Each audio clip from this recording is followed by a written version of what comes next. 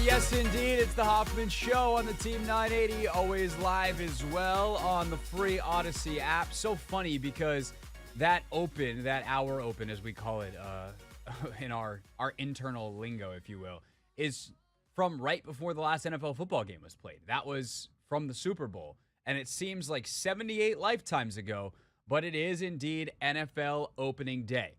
And that makes what I'm about to say all the more remarkable.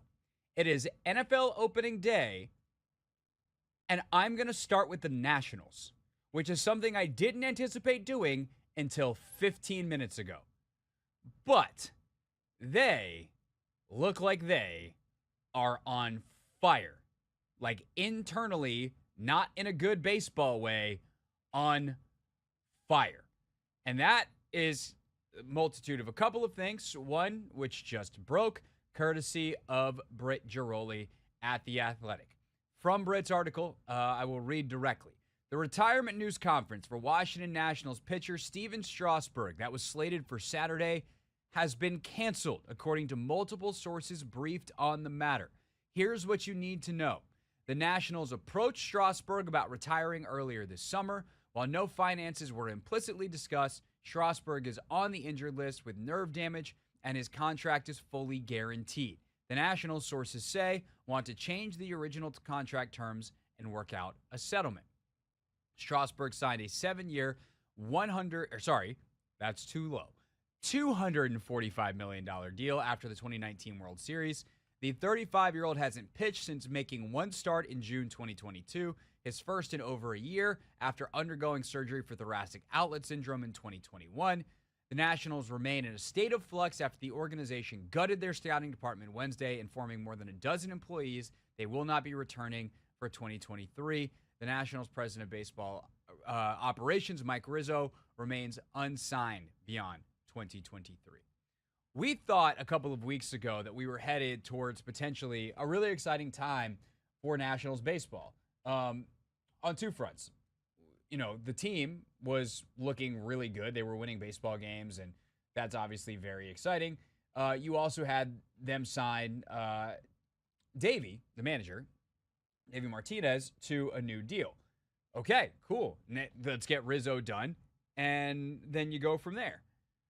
Unfortunately, since then, the team has taken a slide, which really not that big of a deal. Like, the wins and losses at this stage for this team, I don't want to say they don't matter, but they don't matter. You're not trying to make the playoffs right now, realistically. You're just trying to get a little bit better every day, not just at the major league level, but throughout your system. But you thought maybe once Rizzo got Davey done that the ownership would take care of him next, that he would be the next guy, and you know, you'd have this nice continuity ready to move forward on the baseball side, as the team perhaps was going to be ready to compete before we thought they would. Maybe as soon as next year, even though a lot of us, I won't even say us, a lot of baseball prognosticators, of which I am not one, but I talk to them, said 2025 is probably the year that's realistic. Fast forward, 2 weeks? They fire most of the scouting department in what looks to be a gigantic cost-cutting measure. And we'll see if they get replaced. But Rizzo's a guy that's had a lot of these people in place and a lot of people employed for a long time, and is a pretty level-headed, stable guy. And by the way, Rizzo still hasn't gotten his deal done. That's beyond fishy. It clearly is a sign of an organization in some level of distress. That doesn't mean they can't get out of it, but it definitely is a sign of being in it. And I think the thing that is looming over all of this is the obvious ownership situation, which is, to be clear, an unmitigated disaster. The Nationals ownership group, the Lerners, would like to sell the team. That has been clear since they started exploring selling the team, which, if I remember correctly, happened before Dan Snyder hired Bank of America. In that time, the best known bidder, the most likely buyer, the person who Chelsea Janes came on this show and told us would likely own the team if she had to predict. This was probably 3 or 4 months ago. And if I said who owns the team 2 years from now, she said the answer would be Ted Leonsis. That hasn't changed. Leonsis has been the favorite all along. He still is. And the biggest piece at the center of the negotiations, to the extent that they're even happening, is obviously the price. And the price is a really difficult thing to figure out because the price, a big, if not the biggest piece of it, is the television rights and the revenue you get from that. The Nationals are tied up with Masson, even though finally the court settled the decade, literally, long dispute over exactly how much the Nationals' rights were worth to Masson, who again is owned by another Major League Baseball team whose ownership situation is a dumpster fire in the Orioles. I can't believe this is still going in what feels like the same run-on sentence. This is how complicated and silly this entire thing is. The Nationals, the price, tied up with Masson owned by the Orioles.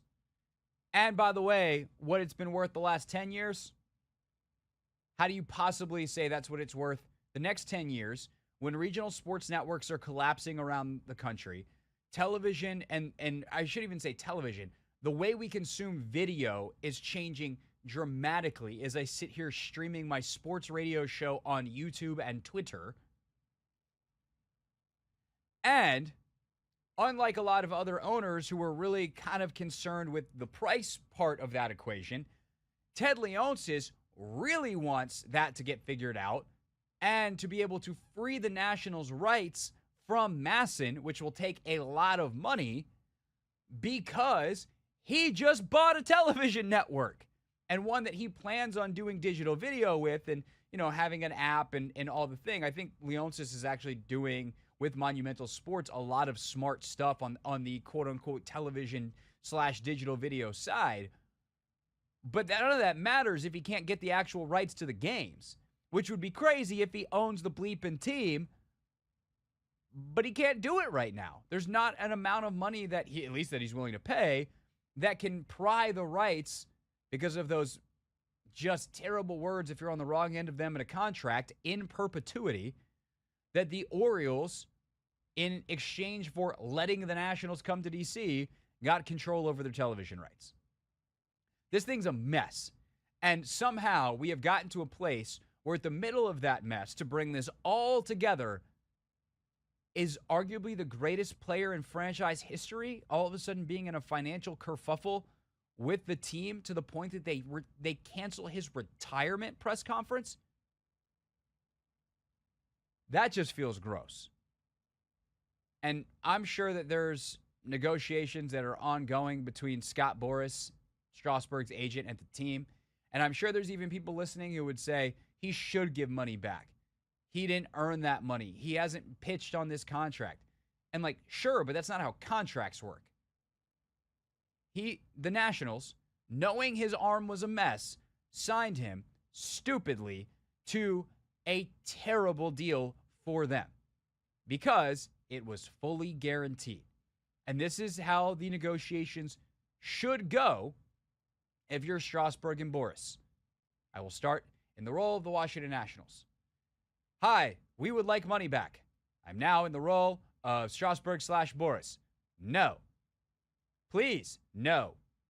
But you love this franchise. No. And you just keep saying no until they stop calling or they get the point. And there's no recourse for the Nationals. Unless Strauss hid some kind of medical information, which, you know, team doctors get to do a physical, the whole deal. They cleared him. And he's been under their care his entire career. No bad faith there. You know too much.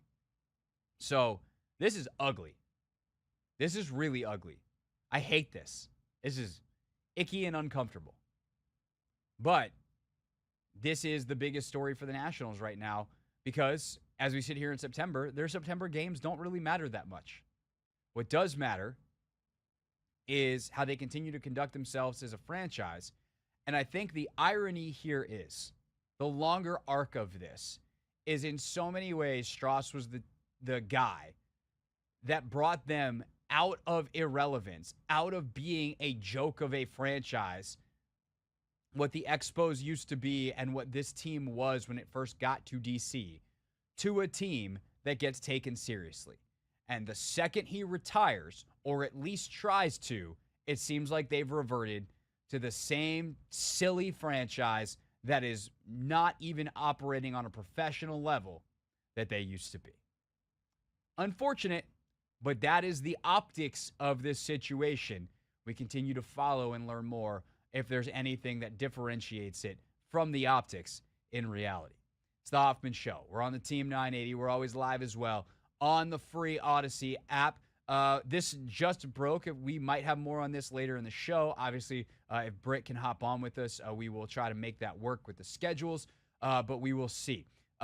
In the meantime, we're also waiting on Ron Rivera to speak from Ashburn. Eric Bieniemy spoke earlier today. Travis Thomas is going to join us with his favorite bets for the NFL season. We got a Cardinals insider. Basically, it's a loaded show. You're all set for the next 2 hours and 45 minutes. Whether you're watching, listening, maybe you're listening now, you'll watch later.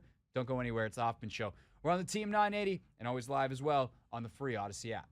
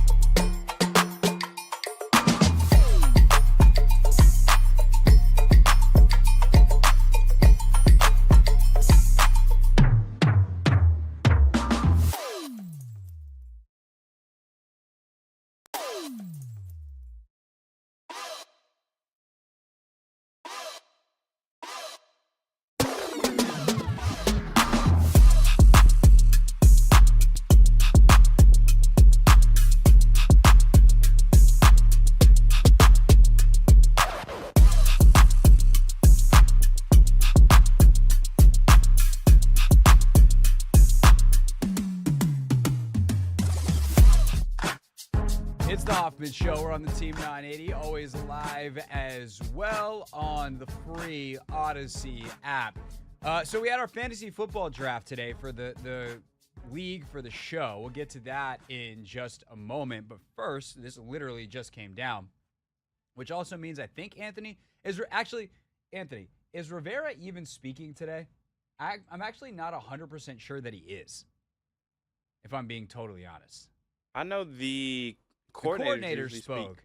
I'm not sure that Rivera actually is speaking post-practice because the coordinator spoke. So I might have made a false promise there, and I think at this point they're done.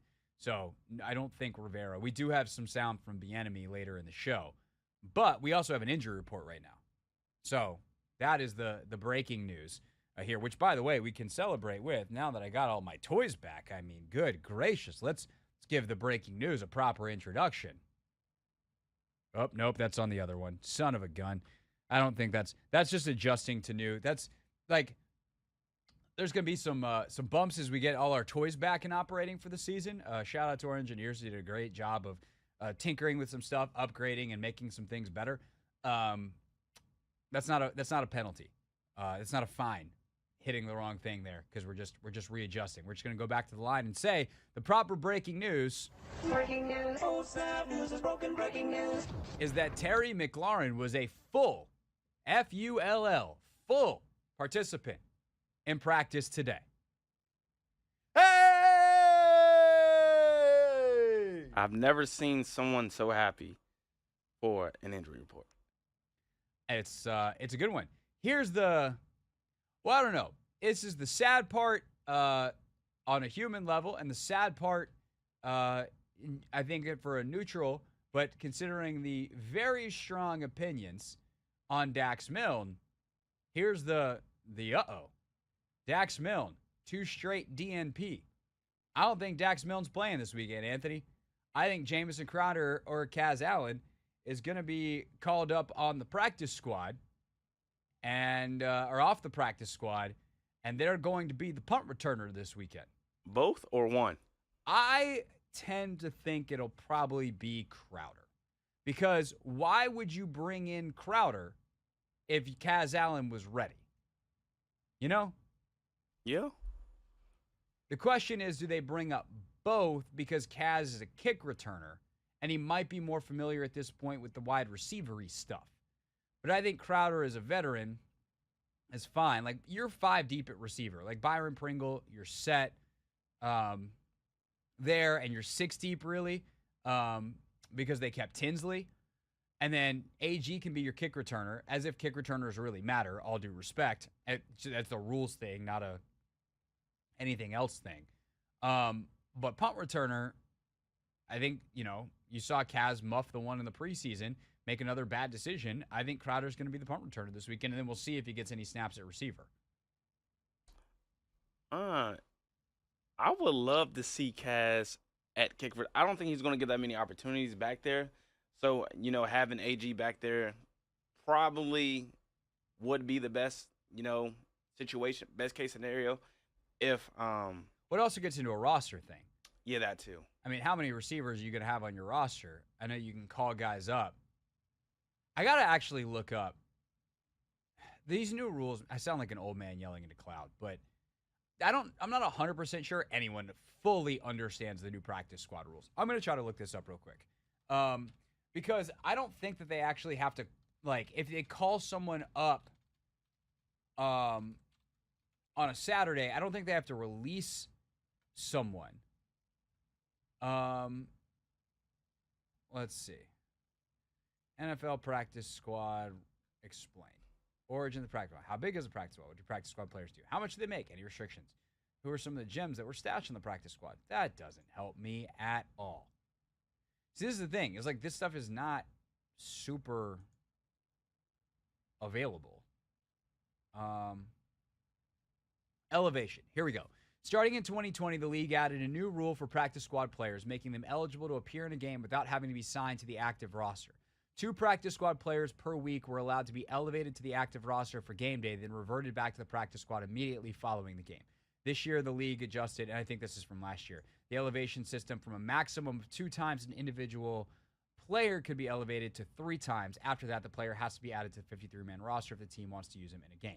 So it sounds like these guys can be elevated from the practice squad without a roster spot being needed. So in other words, they're not going to have to cut Mitchell Tinsley to call up Jamison Crowder. They can just have them all. Now, one of those dudes is I would imagine at that point, Tinsley or Pringle, which I'm guessing it'll be Tinsley because Pringle has team's value, would be inactive because you're not going to have 8 dudes at receiver active on a game day. But if Dax is out, obviously he's down. You have your top 5 receivers plus Crowder. That's 6. That would be enough. That's good. And you can only have 46 active, right? Right. 46 or 47 if one of them is a third quarterback, which this team obviously is not doing. Yeah. And you have to call up you can't practice squad elevate a third quarterback and have them be like the designated third guy. So that's another fun little twerk on the roster rules. Wow. The NFL, it's oh no, that was the NBA in the 80s. Do you even get that reference? Not fully. There was I think it was actually late 80s, more early 90s. There was an ad campaign by the NBA that was like, it's fantastic. And, fan. Oh. It's trying to be fan friendly. Uh-huh. Like, hey, come be a fan because we're for the fans because we're fantastic. Yeah. I'm catching on. I really don't think it's that complicated, if I'm being honest. I'm picking up what you're putting down, Craig. Yeah. Just checking the old text message. Okay, we're gonna stick with the plan as of right now, making sure there wasn't an emergency guest situation. It's just other people who want my attention. All right, when we get back here on the Hoffman Show, our guy Travis Thomas is going to join us. Of course, used to host here on the Team 980, where this fella named Anthony Haney produced for him. I don't know. Unsure what happened to him. I'm still here. Oh, that's right. Travis now works for Nesson. He does a great gambling show. So we're going to get Travis's bets of the 2023 NFL season next.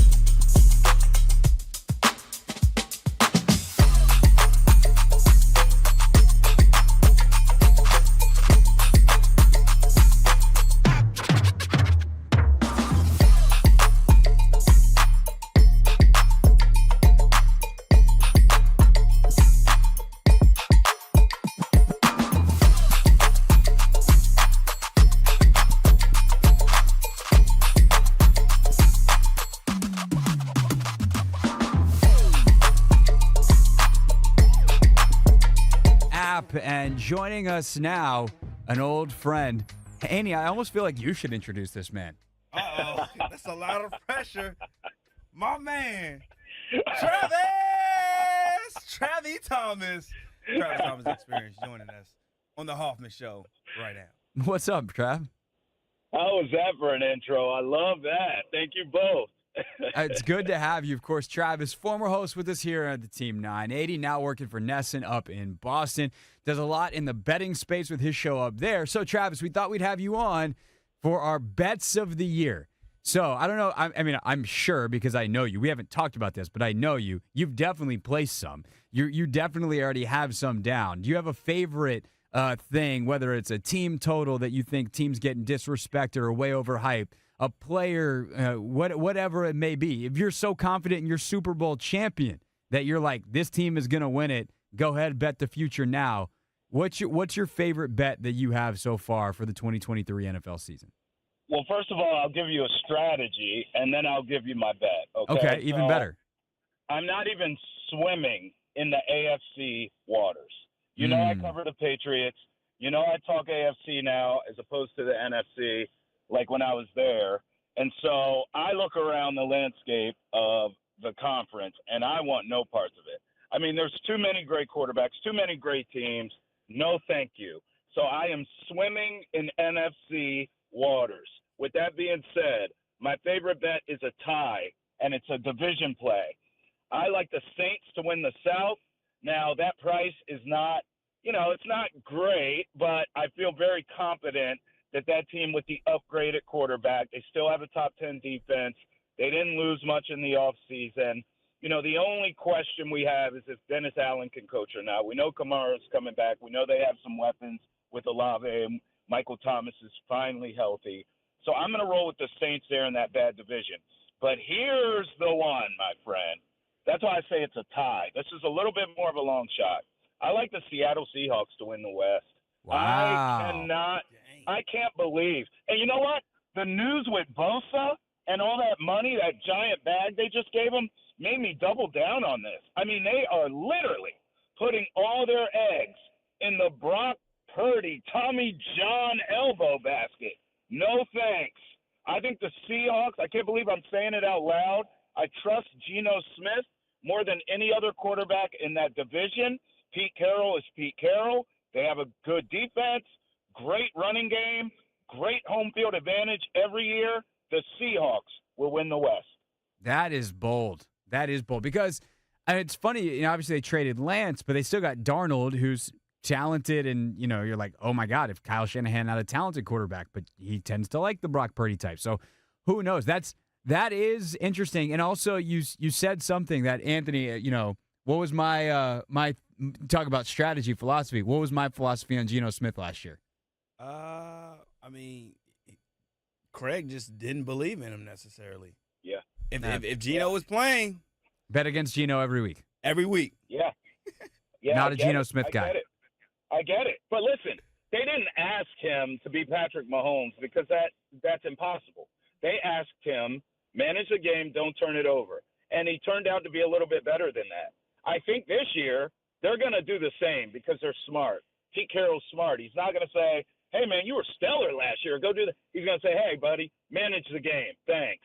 And I think he could, even if he takes a step back, Craig, just managing with that roster, they should be A-okay. Well, that's the thing is like their receiving core is nasty. Like especially if Smith and Jigba's any good as a rookie, like they got some dudes. So that is definitely going to be interesting. Travis Thomas with us here on the Hoffman Show, going into our bets of the 2023 season. We did a bunch of bets on Take Command the other day for the Commanders. I'm curious to run these by you. I mean, the big one is the season total, 6.5. Are you where are you out on the Commanders and that 6.5 number? I'm over that, and it kind of goes back to the start of our conversation. The NFC is wide open. It's a wild, wild west. I mean, so as I look at it, if you told me at the end of the season that this Washington team was a wild card playoff team, I wouldn't be shocked at all. I wouldn't bat an eye. In fact, if Eric Bieniemy was the GDAM coach I think I would pencil them in as a playoff team. The only thing holding this team back, in my opinion, is the head coach, Ron Rivera. So, we don't know, obviously, about Sam Howell, but I like what I've seen from him thus far. I wasn't a big fan of his in college, and it was only because I thought he had scrambled eggs for brains. He would throw picks, and Haney remembers this. I would go off. I was like, this kid throws picks that are mind-boggling to me. But, look, I mean, he's been in a pro system now. If you could clean that up, you would think that they have. And it certainly looks like it from the small sample size we've seen.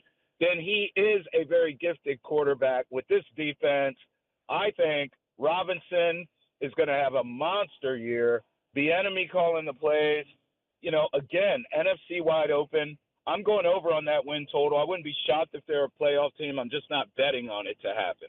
Man, I wish you were still here now doing radio, and if you started talking about Sam Howell like that, buddy, the people would be coming for you. You suggest that he might not go to the Hall of Fame, and there's certain folks that are very, very upset.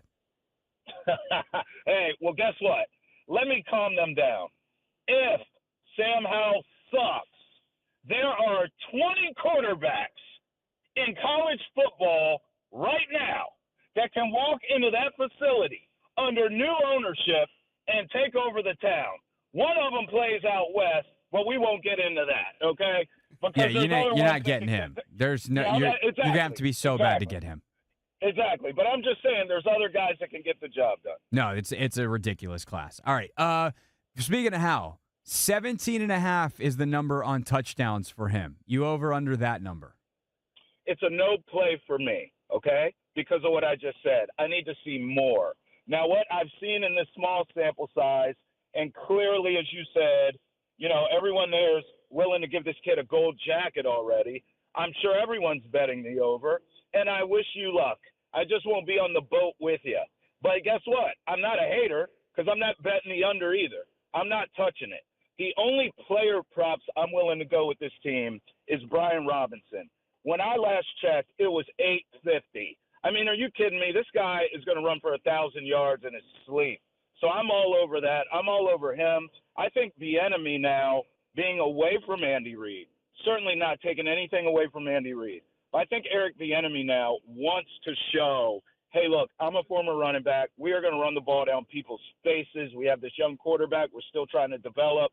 I think Robinson is in for a big year, and I'm done betting on Gibson because he puts the ball on the carpet too much for me. So I'm all over Robinson, and you can never go wrong with Scary Terry. Despite, look, Howell could stink, and Terry would still get his numbers because he's done it with lesser quarterbacks already.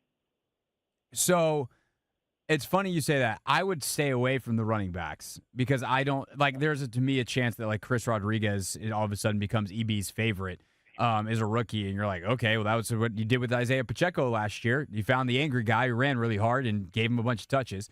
And the way they played in the preseason, I do think you'll have a lot of the extensions of the running game, the screens and the quick passes, which is why my favorite prop, Trav, this year is just hammering the over on yardage for Jahan Dotson. I think he's going to be a 1,000-yard receiver, and his number, I think, is like 725. Yeah, I'm excited for him. I hope that Sam Howell is what everyone thinks he is because I feel like Dotson has not been unleashed yet. You know what I mean? Like, I want to see him get unleashed, and if Howell can ball, we know the enemy will scheme it up for him. And going back to Scary Terry, he needs some help. I mean, my God, can someone please show up and help him to take some pressure off of him? So I hope you're right. I'm not going to bet it because I need to see more from Howell, obviously. But remember, we're talking season totals here. When you bet this stuff, you can bet week to week. So if you get to week 2, week 3, and Howell is everything we think, then you can start betting some of these totals weekly. There's nothing wrong with that. But as far as season total, I'm just not going to do anything through the air because I need to see more before I'm willing to put my money there. All right, last but not least, we're going to do this one later. Your NFL MVP for 2023. If you know the odds, hit them with us. But I'll even just take a generic non-numbered pick, if you will. Well, listen, I mean, mine has moved all over the place like a roller coaster. I bet Joe Burrow, okay, at 6-1 to win MVP. That was just like a regular time during the offseason. Even though I just said, I'm staying away from the AFC as far as futures, I wouldn't be shocked at all if the Bengals win the Super Bowl this year. They've been knocking on the door. You can make a case for the fact that if they had home field last season, they could have gone because they went to Arrowhead and nearly got it done. And we understand why they didn't go home field because of the Damar Hamlin situation, and we're all sensitive to that. But I believe this season they will get home field advantage, and that will be the difference. So I got Burrow at 6-1. Burrow gets banged up in training camp. That price drops dramatically, 10-1, 11-1. So I doubled down. I got another ticket. Now I look, and it's nearly 8-1. So it's somewhere in between, right? I'm going to leave it alone and just roll with what I got. I think Joe Burrow, at the end of the day, is the MVP this season, and the Bengals will be in the Super Bowl. Whether they win it or not, who the hell knows? I like it. You like either side tonight, Lions, Chiefs? I like the total, my friend. Listen, so get this. When this opened, it opened at 54, got bet up quick, 54.5. Everyone said, are you kidding? Explosive Lions offense, Patrick Mahomes. It's going to be fireworks. And then the Kelsey news comes out. It drops down as low as 51.5. This was yesterday morning. I woke up and couldn't believe it. My wife leaned over to give me a kiss. I said, watch it. I got to make this bet right now. And I bet the over because whether Kelsey plays or he doesn't, whether he's compromised health-wise or he's 100%. Listen, I was an idiot last season. I thought Tyreek Hill leaving the Chiefs, I thought Patrick Mahomes, how dare I, would take a step back. Wrong. I mean, he proved to be more efficient. So in a one-off, if Kelsey's out for the season, we're having a different conversation. But in a one-off, I don't care about his health tonight. I mean, how much is a tight end, as great as he is, worth? I think that dude's worth a lot, but we'll see. Maybe. I'll tell you what I think. I see a guy like Sky Moore. Who the hell knows who Sky Moore is? I bet we will after tonight. I mean, Patrick Mahomes is that great. So he'll get it done on his end. And then the Lions, we know, can score. Neither one of these teams play defense. When I saw that touch 51.5, I was like, you got to be kidding me. Now it's been bet back up because like-minded people like myself hammered it. But I'm going to sit where I am at 51.5 on the over tonight and just watch the game and root for scoring. I don't give a damn who wins, who covers, none of that. All right, Travis Thomas, you can catch him on Nesson, which you can actually watch through, I believe, their digital platforms. So even if you're an old fan of Trav's here in D.C., you can watch him up on the New England Sports Network. Good to hear your voice, man. Good to catch up. Man, I appreciate it. Next time we do this, we'll do it on video, brother. Yeah, people need to see your face. I mean, come on. What are we doing? No. Hey, this might be better for your ratings that they don't see it. You're on television. Exactly. I see the numbers. All right, we'll see you, buddy. Thanks. All right, that is Travis Thomas with us here on the Hoffman Show. When we get back, let's see. Let's check the old rundown. See what we got next. Oh, I think we're gonna do a little fantasy football recap next. I had the number one pick in the draft. What did I do with it? How did Anthony like his team? And what silly thing did I do at the end of the draft? That means I've already got to make a roster move in the Hoffman Show Fantasy Football League. We'll do that next. And then Darren Urban, who covers the Cardinals and has for a long time, is going to join us at 5 here on the Team 980. First, though, a look at what's trending. We are still waiting for word on Travis Kelce. He's going to be a game-time decision tonight for the Chiefs as they open the NFL season against the Detroit Lions. That game is at Arrowhead, 8:20. NBC has the coverage. Are we headed for an All-American U.S. Open final? We'll find out on the ladies' side tonight. Coco Gauff, Madison Keys, they win their respective semifinals, and it is an All-American U.S. Open final on Saturday. Keys, the underdog in her match. She's got the 2 seed, soon to be the number 1 player in the world when the rankings come out on Monday. Arena Sabalenka. That is what's trending. I'm Craig Hoffman on the Team 980.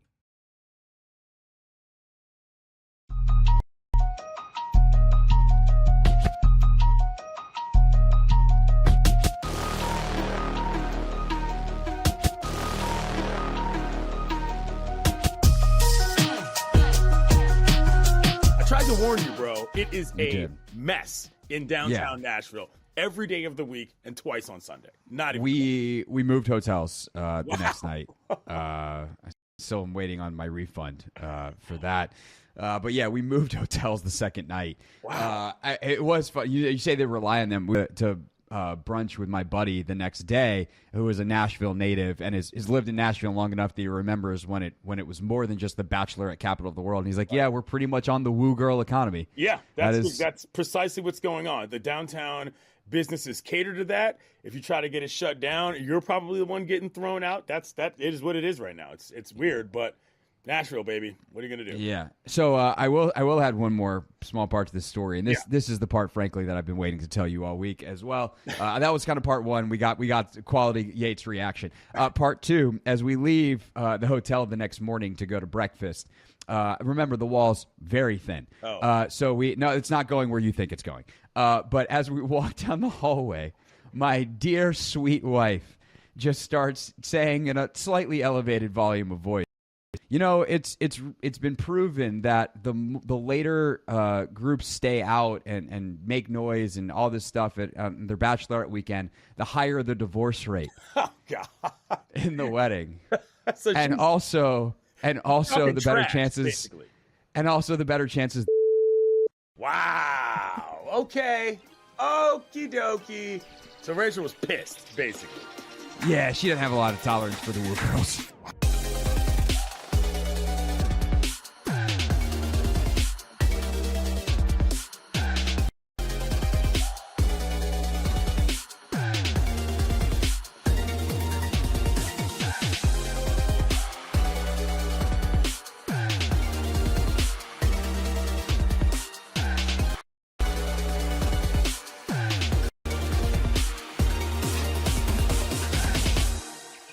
They say on the internet, like, feel free to post stuff, you know, like your friends' photos, whatever. But like, whatever you do for your own well-being, don't read the comments. Comment section, bad idea. What do we do? We read those comments, baby. That is exactly what we do. That was a little bit better. I still feel like that one was a little muted. I think sometimes it feels like you build yourself up a little too much, and then sometimes you don't I ain't quite want to go go for it. screaming all the way. The thing is, though, my mic is a little lower than yours, so maybe I could have actually, did what I really. Mike set also out to moves. You can go, ooh. Did you know you could play tricks with a microphone? I think I'll try that next time. Okay. You want to give it another shot? Or you want We read those comments, baby. There we go. All right. I feel ready now.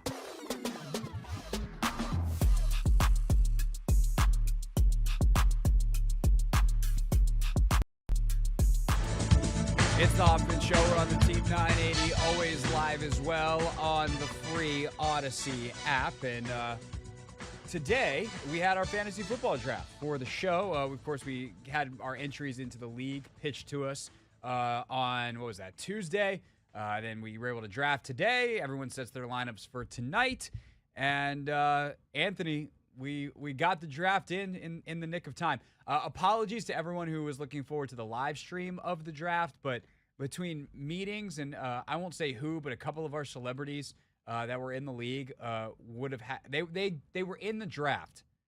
They perhaps were drafting during meetings, but they were certainly not available to live stream. Also, you might have heard my voice the last couple of days. Certainly, if you listened to the end of the show yesterday, you saw your boy dying. I wanted to save my voice for the show, so we did not ultimately live stream the draft. But we do have results, Anthony. How do you feel about your team? So, Craig, before I tell you how I feel about my team, guess what number league this is for your boy? How many? 6. Wow, that's a great guess. And yes, I'm in 6th. Is it a great guess because it's correct? Yes. Nice. Last year I was in 5. I made it to the championship in 4, and I came in last place in which I had to do stand-up comedy as a Right. punishment for finishing last. This year, I hope to be in all 6 championships. I hope to win all 6 championships, and I hope to go 6 for 6. So, to answer your question, I feel really good about my team, Craig. Okay. So it's funny because I had the number 1 pick in the draft, which was merely a exercise in me not adjusting the settings. I actually hate having the number 1 pick. It's not something I enjoy. I feel like it's a lot of pressure. Yep. And you also means you get it means you are the last one to have 2 players because it's a snake draft. And I would rather, you're the first to have 3. Yeah, you get the first pick, but I would much rather kind of be in that middle range. I kind of rather be like 5, right? You pick it like 5, 15, and you have like consistent, as opposed to being like, man, I really want this guy. Do I reach for him now or risk that he'll be there in 20 picks, which is what happened to me in Jahan Dotson. I really wanted Dotson. I was willing to, quote unquote, overdraft him. I overdrafted him in a couple of my leagues. Yeah, for sure. but I would have been like 30 to 35 picks overdrafting him based off his average draft position. And I was like, I think I can wait one more round. Nope. And I should have known better in a league full of Commanders fans, but it is what it is. So I took Justin Jefferson 1 overall, and I just figured it's a PPR league. He's going to catch 120 balls as long as he's healthy. That seems like a pretty safe pick. I love the pick. To be honest, I think he's been the unanimous 1.01 pick in like almost every draft. I mean, some people tend to go running back first. It's up to you, but Justin Jefferson, he's probably going to be poised for another great year. You can't go wrong with the pick. I loved your pick because I've done that too. Yeah. You know what's fun that I just realized though, Anthony? What? You know who you're playing week 1? I'm playing you. Yes, that is for the second year in a row. Actually, I played you first last year. That's hilarious. So, well, I guess we run down the matchup real quick. Quarterback. I've got Tua. You've got Dak. I like that. I have some quarterback depth though. So do I? I have Daniel Jones too, and I also with the last pick of the draft decided to grab this guy named Sam Howell. Oh wow! So you have 2 quarterbacks in the NFC, and I have the third in Dakota. Yeah. So my real question is, do I go Tua against the Chargers or Sam against Arizona?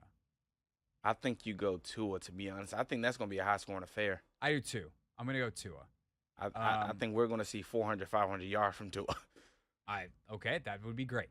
I've got Aaron Jones and James Conner, although I might sub out Conner for someone else. Etienne and Walker for you. Those are 2 guys I was big time eyeing, and you swooped in and got them. I got them in I got Etienne in the 4th round. I got Walker in like the 6th round. I was so surprised he was still on the board. Yeah, no, I think like it was circling back around to me, and I had them both in the queue. If I'm being totally honest, I was working on some other stuff while we were drafting, including a brand new Take a Man promo coming at some point, hopefully later today during this radio show, to your earballs. But yeah, those were 2 guys that I definitely eyed. Receivers, man, we got some good ones. I got JJ. I also have Jalen Waddle, who won me so many games last year. I was like, I got to pick him back up. I know he's questionable this weekend, but we'll see. You've got Diggs and Higgins, and then you've got the guy. Honestly, if he wasn't hurt right now, I might have taken Travis Kelce 1 overall. See, that's the thing. In like 2 of my other leagues, I had the 1 pick and the 2 overall pick. And I'm like, do I take Kelce? And then he was hurt, so I was like, I'm going to go with JJ. I'm going to go with Christian McCaffrey. Yeah, I thought about McCaffrey too. Those were actually the 3 players I considered for 1-1 overall because you just know he's going to put up monster numbers. And the thing is with Kelce, he's going to be so far ahead of every other tight end. He's so reliable too. That it's not fair. Yeah, I thought about it, but I was like, if he misses like 3 weeks, that's a really bad use of the number 1 overall pick. So I went with JJ. I did get Kyle Pitts later though, and I think he could be poised for a monster year. So that would be sweet for me. The receivers were just so stacked early that I wound up getting CD Lamb too. He's my flex. You got you got Waddle and CD? Yeah, I got JJ, Waddle, and CD. Oh my goodness. I was mad that I got because I wanted Amon-Ra St. Brown. But I got stuck with CD Lamb. Oh, so did you go JJ and then your next 2 picks were Waddle and CD? I might have taken CD fourth because I have the back-to-backs. No way you took him fourth. Could you go I know, round I was one sorry, I went and one. then 2, 3? He wouldn't have got past me. I think you were second No, or I third think pick. I must have gone JJ. Maybe I did go those 3 top. Yeah, I think you did. Because neither one of the Waddle or CD wouldn't have made it past me. Yeah, well, I got him. Dang. Yeah, your receiving core is crazy. Yeah, and then I actually thought I got screwed on the kicker, or like not screwed on. I thought I actually didn't take one. I guess it auto took the next best kicker for me. I must have closed out a little bit too early, but I got Young Ho Koo from Atlanta, and I was like, okay, whatever. Very got reliable. the Patriots defense and special teams. Okay. Which is actually that's my big dumb move that I've already got to make a move for because they're facing the Eagles week 1. Dang. Good job paying attention, Craig. Guess what? I have 3 defenses. Would you like to trade for one? Who do you want? I don't know No. which defense. I want a receiver, Craig. I am a big play your defense whatever week. I had Washington's in the queue at least for week 1 facing this Arizona I team. end up but, drafting them.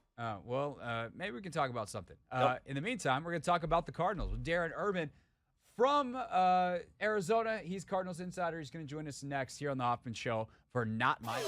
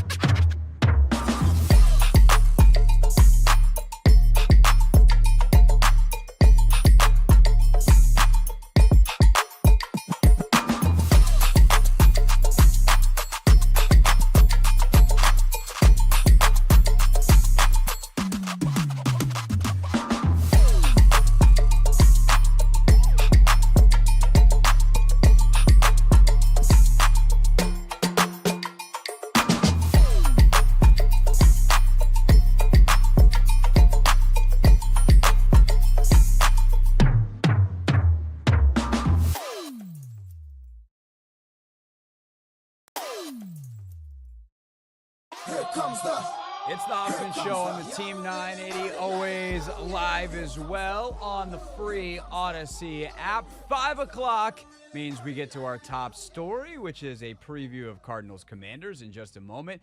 We actually will do that the whole hour, though. Bottom of the hour, take command. So get Logan Paulson's take on the game. Right now, though, we do it with an insider, and it is our pleasure to get some insight on the opponent. It's time for Not My Beat. Today's top story from the perspective of someone who's there. You are looking live. This just in. Not My Beat.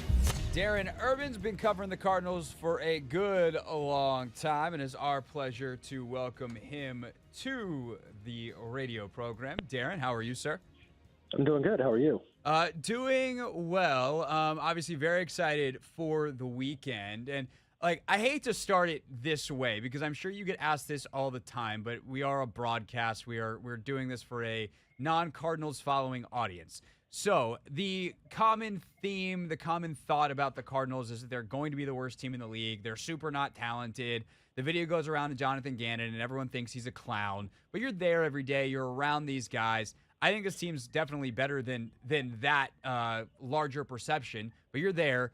I hate to be this blunt, but do you think this is the worst team in the NFL, or do you see some signs, or is that even the metric this year that this Cardinals team and organization is thinking about? I mean, I certainly don't think they're thinking in those terms, and quite frankly, it's really hard to get a handle on that this early in the season in a lot of ways. I was telling somebody this the other day. I feel like it's obviously at this time of year, there's two things that are really popular. There's one thing about trying to predict who's going to win the Super Bowl, and then maybe not as a direct prediction, but a lot of people like to talk about, okay, who's going to end up with the number one pick in the draft. And if you go back and look at both of those predictions many, many years, they're not always correct on either end. And it's just because it's so difficult to really know how a season is going to play out. I mean, obviously this team is resetting the roster, and they're making a lot of changes that were necessary around here. But in terms of what they're actually going to be compared to maybe some of the other teams around the league, I think we got to let some of this play out first, to be honest. What has been your impression of Gannon so far? He's a young guy, young head coach. We've seen a lot of young, successful head coaches recently in the league. What's Jonathan Gannon like to watch coach every day? I think he was somebody that was needed around here. His energy is up, number one, and I think the players have fed into that. And he's brought a discipline that was, I think, necessary around here, and I think the players have embraced that. Look, I'm well aware, especially of late, of how some of the national perception might be right now, for better or worse, and definitely some of it feels like, hey, people are just too far away to really get a good sense of what's going on. But I do think he's got players that are buying in, and we'll see what happens. I mean, obviously, they still need to add talent to this roster as they go forward, but that's part of the whole process here with Monty Ossenfort coming in as a GM, kind of tearing it down to the studs and trying to rebuild, bringing in more, building up the draft picks for next year and kind of getting the locker room where they needed to be in terms of the culture they want to build and the kind of people they want to have around. Darren Urban is with us, Cardinals Insider. Follow him on Twitter @CardsChatter. Obviously, a story that did make quite a bit of waves around here because of this player's history in Washington is the cutting of Colt McCoy. He took most of the first-team reps all throughout camp. They bring in Josh Dobbs, who's got history with Drew Petzing, the offensive coordinator. How surprised were you that they moved on from McCoy? Why did they do that? And how confident are you that Dobbs can step in? Well, I thought the whole offseason Colt McCoy was probably going to be the starter. And if you go back and look at my writing and, podcasts I was doing and things like that, I mean, that's the direction I went. So for most of the offseason, yeah, I thought Colt McCoy was going to be the guy. It did feel like when we got to training camp that there were a couple of hiccups in terms of how things were going and maybe how he was performing that made you wonder a little bit about it. Clayton Tune was getting a lot of opportunity, and there was a while there where it felt like McCoy could still be here, but they might let the rookie Clayton Tune get the start and make Colt McCoy the backup. And then when the trade happened for Joshua Dobbs, you're not giving away a fifth-round pick that late in the offseason just to have a third-string quarterback, for instance. And I think at that point it became pretty apparent that that was a likely direction and that was going to go. And I'm assuming it was just because they felt like, Dobbs was a guy, like you mentioned, Drew Petzing's got history with him. They tried to sign him as a free agent early in the spring, and it didn't work. He went back to Cleveland. But it was a guy, obviously, they had their eye on. And I think once they had the opportunity to get him and Cleveland was willing to deal him, I think Colts just ended up being the odd man out. I'm guessing, as far as you know, he is going to be the starter this weekend. How comfortable does it seem like his teammates are, and how comfortable is Dobbs? I think it's a very similar system, obviously, to what Stefanski was running in Cleveland. So I don't even know if the verbiage is different, but how comfortable are kind of all the parties involved, as best as you can tell? Well, it's funny because Jonathan Gannon is not announced a starter, and he will not be announcing a starter. And if it wasn't for an Ian Rappaport report yesterday that Dobbs is the likely starter, and even Ian Rappaport didn't come down concretely, he said that Dobbs was expected to start. There's still maybe a little bit of mystery. It makes sense that Dobbs would probably be the guy over Clayton Tune, who's a fifth-round rookie. But, I mean, Joshua Dobbs is a guy who, he's literally an aerospace engineer. He's done a couple of NASA internships. The guy is really, really smart. So picking up an offense, especially one that he's already kind of dealt with, or at least a version of with, I don't think is the most difficult thing. Again, when you're talking about 2 weeks, you're also talking about only having 2 weeks to kind of get on the same page with guys you're throwing to or operating behind on the offensive line or any of that stuff. And I think that makes it a little bit more difficult. But, that's the position they find themselves in right now. And if Joshua Dobbs is that guy that's going out, he definitely has the intelligence where he makes you feel comfortable, as comfortable as you can with the situation. Darren Urban, Cardinals insider, is with us here for Not My Beat today. Craig Hoffman with you here on The Hoffman Show on the Team 980. So, Darren, we had Mark Schlereth on our podcast yesterday, and Mark was really impressed with what he saw on tape, especially defensively from the Cardinals in the preseason. And he's just like, look, you might not know any of the names, but these guys fly around, they play hard, and eventually you will. And he's, of course, saying that to me because he's right. I don't know the names. You're there. You do. Who are some of the names that perhaps, by the second quarter on Sunday, Commanders fans might be sick of hearing because they are these young guys that are flying around to the ball? Well, this defense starts with Budda Baker, who's been a 5-time Pro Bowler, and he's one of the best safeties in the league, and he is still here, and he still plays at a very high level. And he's a guy that they're counting on to be the leader of that defense that does have a lot of young players, and they have overhauled it quite a bit in terms of the personnel. I would think another guy is Jalen Thompson, who is the other safety, who really goes under the radar. But I think if he played in a different market, he might have more attention on him by now. He's able to play nickel corner if he needs to. He can play safety back there with Budda, and they can kind of mix and match wherever they need to move them to. Some of the other names that will be interesting to see how they play out. Kaiser White was with the Eagles last year when they went to the Super Bowl. He's one of their inside linebackers, and I think he's going to flourish in the way they want to run him on the defense. They've got Zaven Collins, who is a former first-round pick, who they've had at inside linebacker under the previous staff. This staff has moved him to outside linebacker. He's got a lot to prove to be out there, but he's got the physical tools to do some. And I think that's one of the big things about this defense is going to be, can they generate the pass rush they're looking for? Because there's a lot of guys that are unproven at this point. So, hearing somebody like Mark Schlereth say that he was impressed with how they played in the preseason, it kind of goes with what I saw. I don't know if there were a lot of expectations for this defense, but when the first unit was out there, they played better than, quite frankly, a lot of people thought, including myself. And we're going to see what that means when it counts for real this Sunday. Darren Urban he's a Cardinals insider. You can follow him on Twitter @CardsChatter. Let me ask you this on the way out, Darren. You talked about earlier, kind of the larger expectations for this team, and they're not focused on where they are in the league right now. Obviously, they're not going to be like, oh yeah, we're the worst team, so be it. But it's pretty clear that they have kind of a long-term vision for what they want to do based off some of the moves that they've made this offseason. Including some more recent trades. Do you think that they're done? Do you think that a guy like Budda Baker is there for the entire season. Some of the other guys that they have, James Conner is there for the season. And how have those two veterans specifically been as so much change has happened around them? Well, I mean, I'm never ruling anything out. I think Monty Ossenford is the kind of GM that's always going to be kind of probing around to see what makes the most sense, both in the short term and the long term. So, could something happen at some point? I suppose it could. I do think this. I think those two names that you brought up, Budda Baker and James Conner, are guys that, those are the kind of guys that you want to have leading your team. Budda Baker had some issues this offseason with his contract situation. They got those ironed out, and he came back.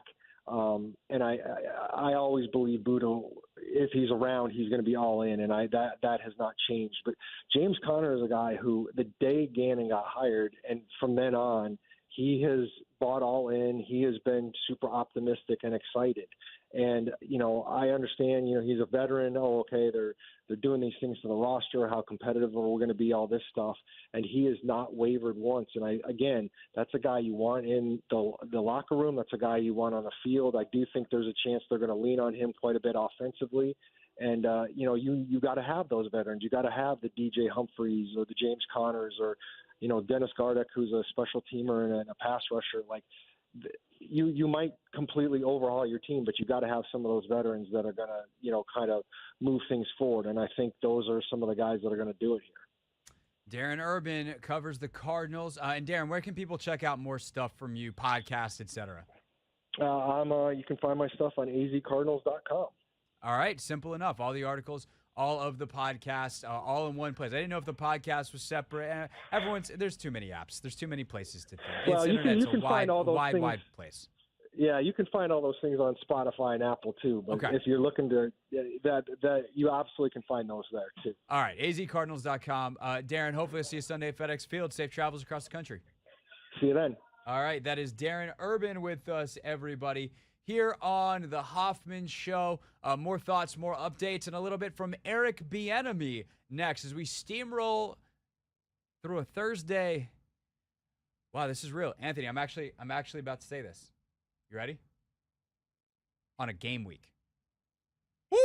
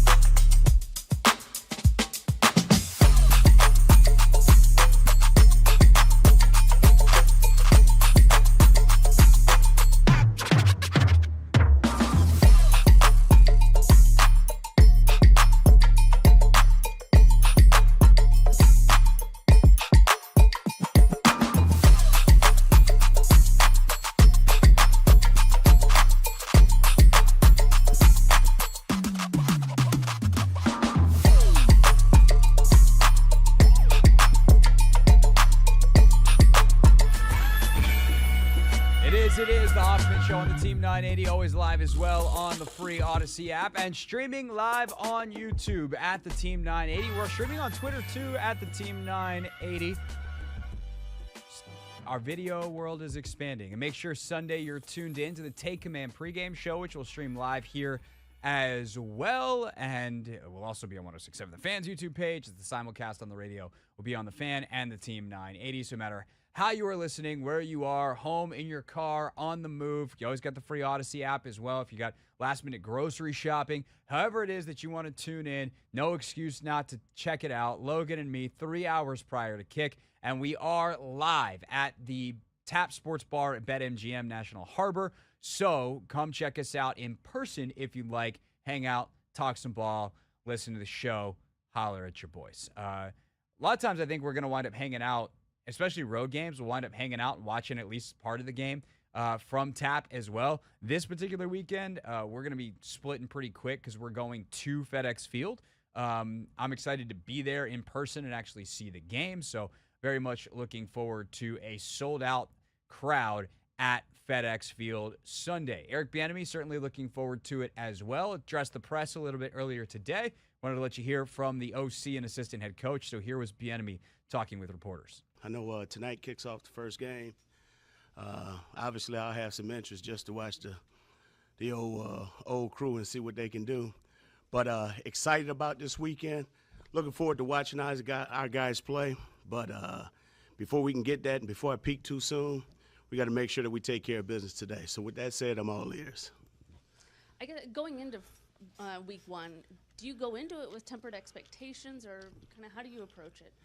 I think you approach it the same way that you do each and every day. The only thing that you can do is control the things that you can control.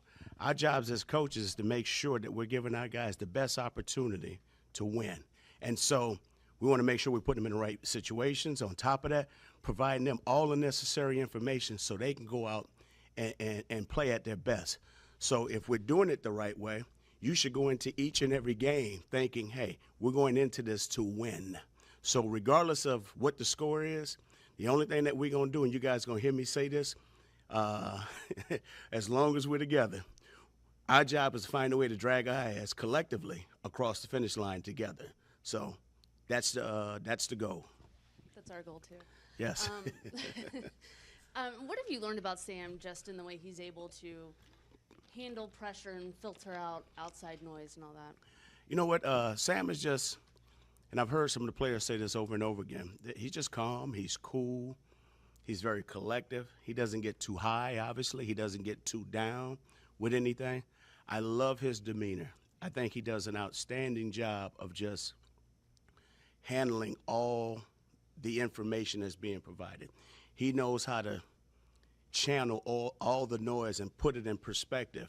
And then, you know, if there's something out of place, he knows how to autocorrect and make it right the next time.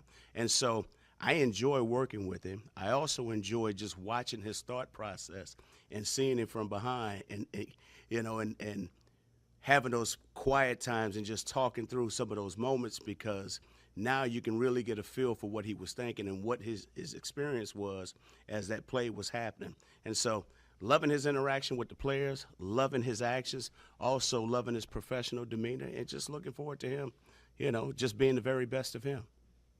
How do you think you'll feel on Sunday? Well, the goal is to feel about as good as I can. But I was taught a long time ago, all right, if you ain't nervous, you ain't ready, okay? And so there's always that nervous feel. Whether I was a player, you know, when I played Pop Warner, high school, college, playing in the Super Bowl as a professional player, coaching in big games over the past 10 years, there's always a nervous energy. But you always got to have that quiet, calm demeanor about yourself that shows your confidence, because your players will basically respond to what you're showing and what you're exuding. So I know I'm going to have my own little nervous energy, but on top of that, I'm fired up and excited about watching these guys play. I got to make sure that I don't get too fired up and have them bouncing off walls as well. But I just got to make sure that everything is good. We go out there and just handle our business one play at a time for 60 consecutive minutes. How do you do that? You just coach. That's why we do this in practice. This is why we practice, okay? We make it harder in practice so our guys can go out and perform at their best on game day. So the way you do it is in your preparation. It's our job and our responsibility to make sure that we're mentally testing them every single day. But on top of that, physically putting them to a test so they know how to respond in those certain situations.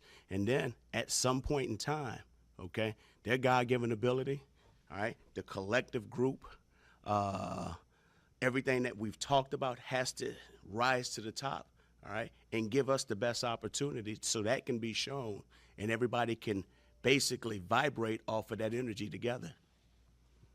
Because Jonathan Gannon is the coach of the Cardinals now, I'm assuming you're watching a lot of Eagles tape again. Is it weird going from you close the season with Philadelphia, watching their defense? Like, is there that familiarity there still from February? You know what? This game, the first two games are actually weird because Jonathan was in Philly, and a good friend of mine, personal friend of mine, one of my close friends, Vance Joseph, was in Arizona.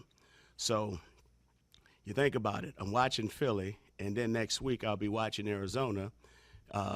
And right now I have no idea sometimes who the hell we're playing because of the confusion. So just trying to figure out and basically get a feel for what Jonathan has done in the preseason. And then also, too, you also want to take a look at what they did last year in Philly, but you don't want to lose sight of all the other places that he's been. You know, I know he came from a background where they played, in a different scheme when he was in Indy. You know, also, too, he came out of Minnesota with, what's my man's name? With Coach Zim. And so there's a background there. So you just want to make sure that you're getting a look at everything just in case something shows up that you wasn't quite ready for. But at the end of the day, we want to make sure that we're providing all our guys all the necessary info that can potentially take place this weekend. A lot was kind of made in that Super Bowl about how you guys saw stuff on film that you were able to exploit later on. Do you think that will be kind of a motivation for Gannon to clean that up and not show it this time around? Like, how do you think he's know what? I've had a few conversations with Jonathan over the past few years. Jonathan is a good man. He's a hell of a coach. I don't think he's worried or concerned about what took place. I think he has a bunch of other stuff that he has to worry about in running an organization. So I think at the end of the day, he just want to make sure that he's giving his team the best opportunity to win. And in him, they're going to play very, very competitive. They're going to come out there and play their tails off. This is professional football. So we just got to make sure, regardless of what he's thinking and what he's doing or what he's game planning, our job is to make sure that our guys are going to be on point and ready to play for 60 consecutive minutes. Coach, you asked a lot this week about the potential strategic disadvantage of facing a Cardinals coaching staff that is new with their roster, but you're obviously on the other side of that coin here with Washington. Is there a strategic advantage that you've experienced having your offense with the new roster here? You know what? I don't know if it's an advantage or not. I'll just say this. This is professional football. This is what we get paid to do. So regardless of whether you're a new coaching staff, a staff that's been together just briefly for a few months, at the end of the day, our job is to make sure that we're giving our players the best opportunity to go out there and be as productive as they can. Our job is also to make sure that we're studying, we're preparing, all right, and making sure that our guys can go out and play up to the expectations that we're expecting. So when it's all said and done, I can care less about what staff is new, who.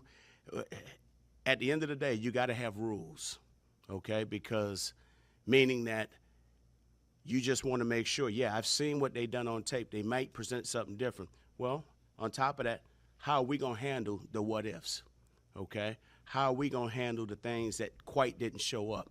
That's why we've had the camp the way we've had it throughout all training camp. Our guys will be mentally and physically prepared to play this game. Now it's just about going out there and executing and playing the game of chess at times when required to.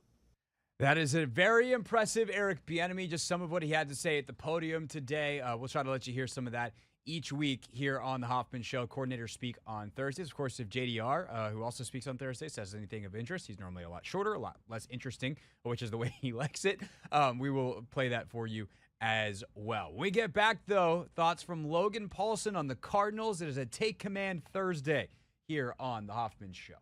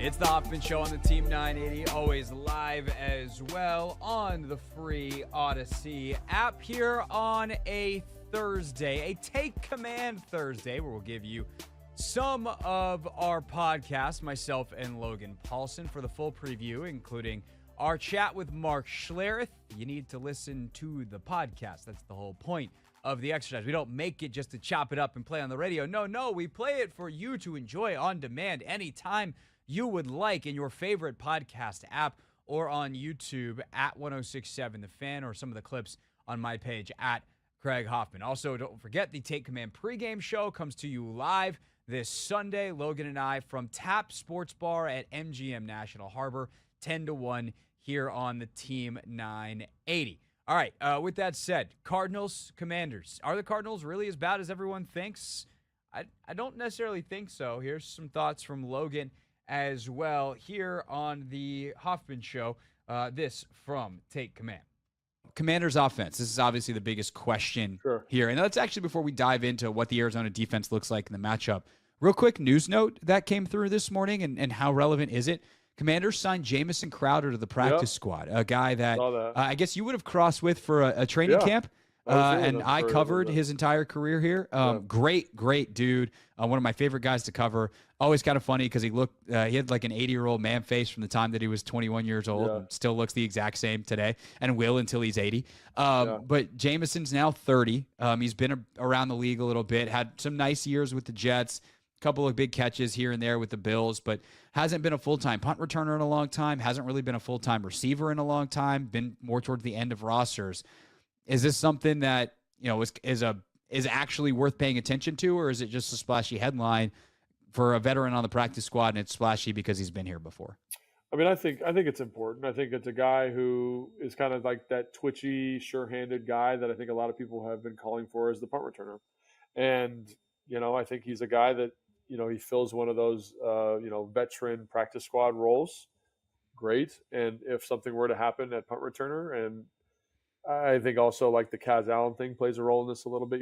Shows you're not 100% confident in him. If something happens to Dax, then you got a guy. You're ready to go. And maybe Dax doesn't produce the way you want him to produce, and now you've definitely got a guy, right? Or supposedly. I mean, at least to me, it's at least worth kicking the tires on. I'm a big fan of 100%. Jamison Crowder, really good football player, all those things, right? But what is the old adage? Like, time waits for no man, right? So, like, where is he at this point in his career? How healthy is he? How consistent can he be here? I don't know, but at least he's in the building now, and you can watch him every day in practice and say, oh, he's in good shape. He can do what we need him to do. And in a pinch, or maybe he beats Dax out. I don't know. You know what I mean? But that's kind of what That's kind of what I wonder. What this affords you. Yeah, can he beat Dax out? Like, he is a savvy route runner. He's got great short area, or he had great short area quickness. Yep. Obviously, I haven't seen him in person in a while. But if Dax is just kind of this, I don't know, replacement level version, can Crowder in this offense and as a punt returner be more than that? Yeah. And you now get a chance to see that up close every day in your building. They run the same routes in practice. They do the same stuff, and whoever does it better is ultimately going to get called up.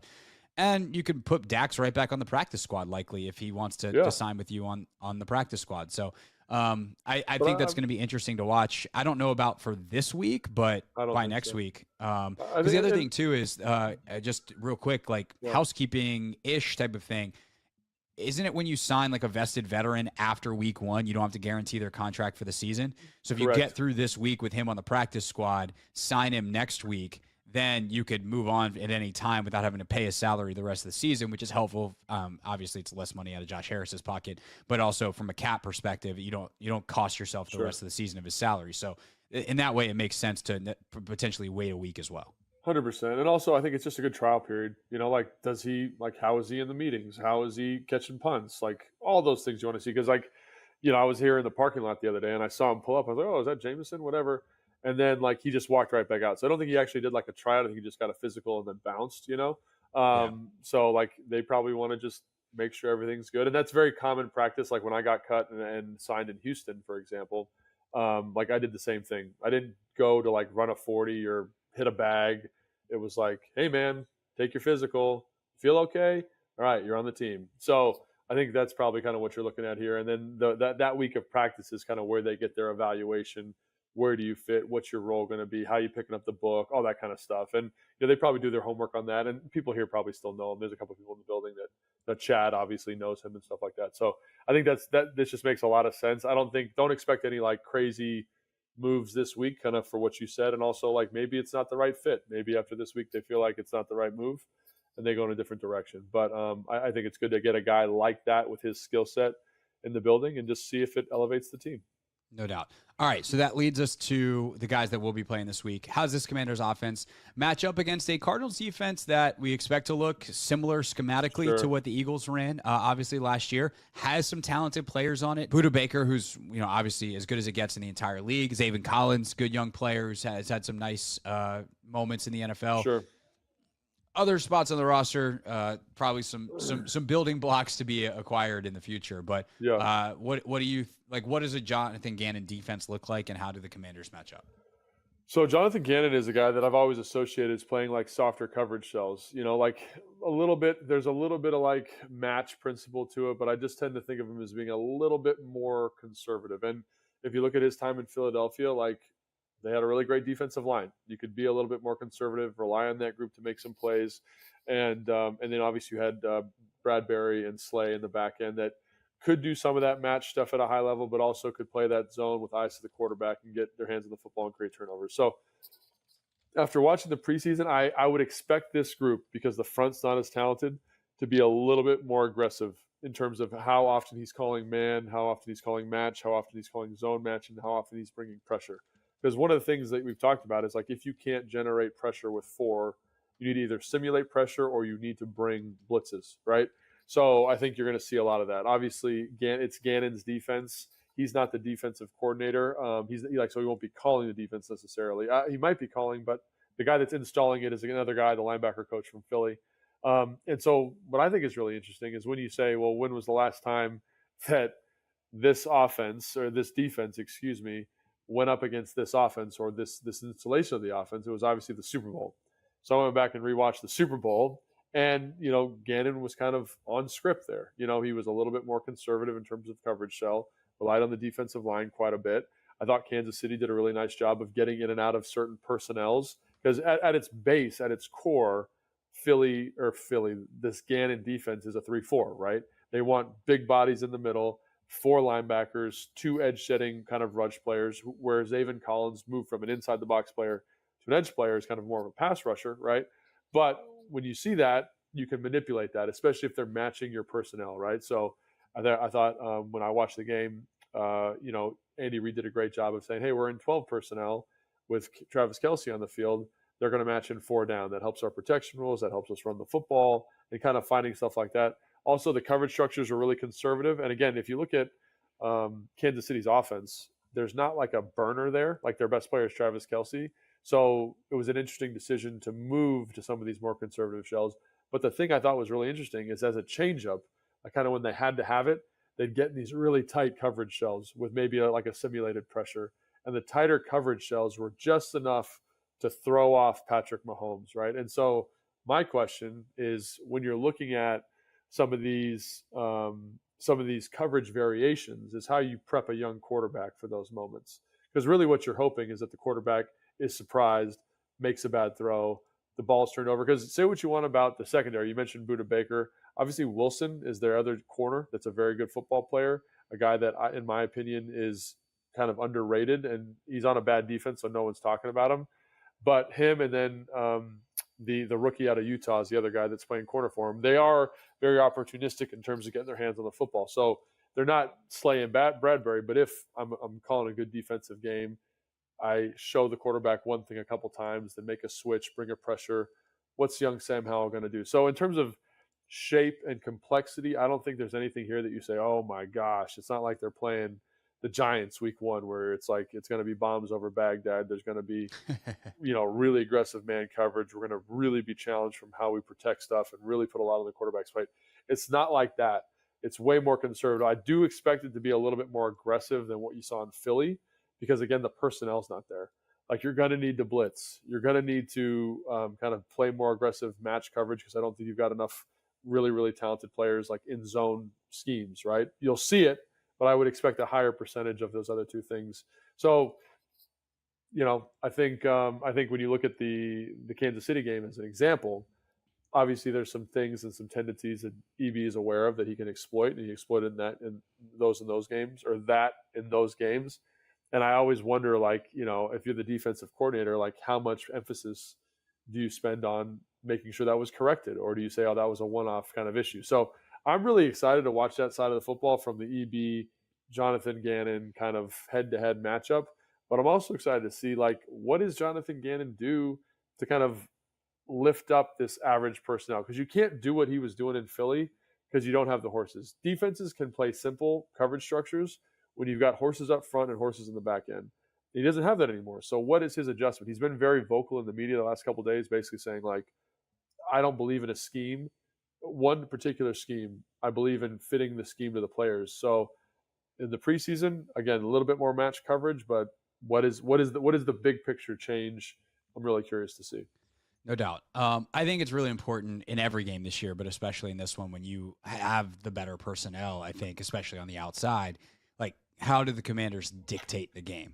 Yeah. How do they use some of the things that have been these huge emphases? I think that's the plural of emphasis because it's not emphases. The emphases in camp of tempo, right? Of distributing the ball in a certain way to have the defense always feel like they're on their heels. And I think when you have a team playing its first game for real in what will be a little bit of I mean, it's always, different when the other side of the ball's on the field. It's more of a hostile environment when the defense is out there for the home team because you want your crowd to calm down.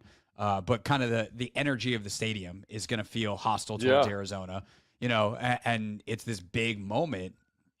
How does a young team with a lot of potential, let's say, nice way of saying not a ton of developed talent, react? And so obviously the Commanders have a lot of that as well, like starting at the quarterback position, but also Sam Cosmi, his first game at right guard. How does some of these young players on the offensive line, Sadiq Charles obviously at the other side, react? Andrew Wiley's first game with a new team. Like, there's going to be nerves and everything everywhere. It's game one. You have those butterflies, all that kind of stuff. But how do the Commanders, no pun intended, take command of the game? How do they ultimately, I was like, can I find another way to say this? No, I'm just going to roll with it. How do they dictate based off of, their tempo, their play calls to this Arizona defense and leave Gannon like kind of scrambling to retrofit a solution in the middle of a game? That to me is what's going to be the key for Washington, because the alternative to that is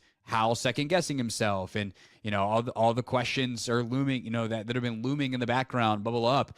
Can the offensive line protect? Like, these are the kinds of things that are going to kind of come to the surface, and the emotions of the game get to you if they're taking it to you a little bit, and you have these questions that you feel confident in going into the game, and all of a sudden maybe there's a little bit of doubt that creeps in. So I do think it's important for Bieniemy to manage the game, but I think he's more than capable, and I anticipate seeing, heavy dose of run, play action, the RPOs, getting the ball, the extensions of the run game stuff, quick game. Like, I expect to see a lot of that early to kind of establish, like, hey, this is who we are. We're here. Time to get this rhythm. Yeah. And then eventually you open it up for some deeper shots later on in the game. Yeah, I remember there was something Kyle always used to do about finding the quarterback an easy touch early in the game. Find whatever it is, just to help them settle in. I think that's kind of what you're alluding to there in terms of approach. Also the offensive line too. Like, your early touch equivalent is like, hey, let's run the ball a little bit, even if it's not super successful. Yeah. Like, let's let our guys get firing off the ball a little bit and hit, as opposed to having a pass set and be hit.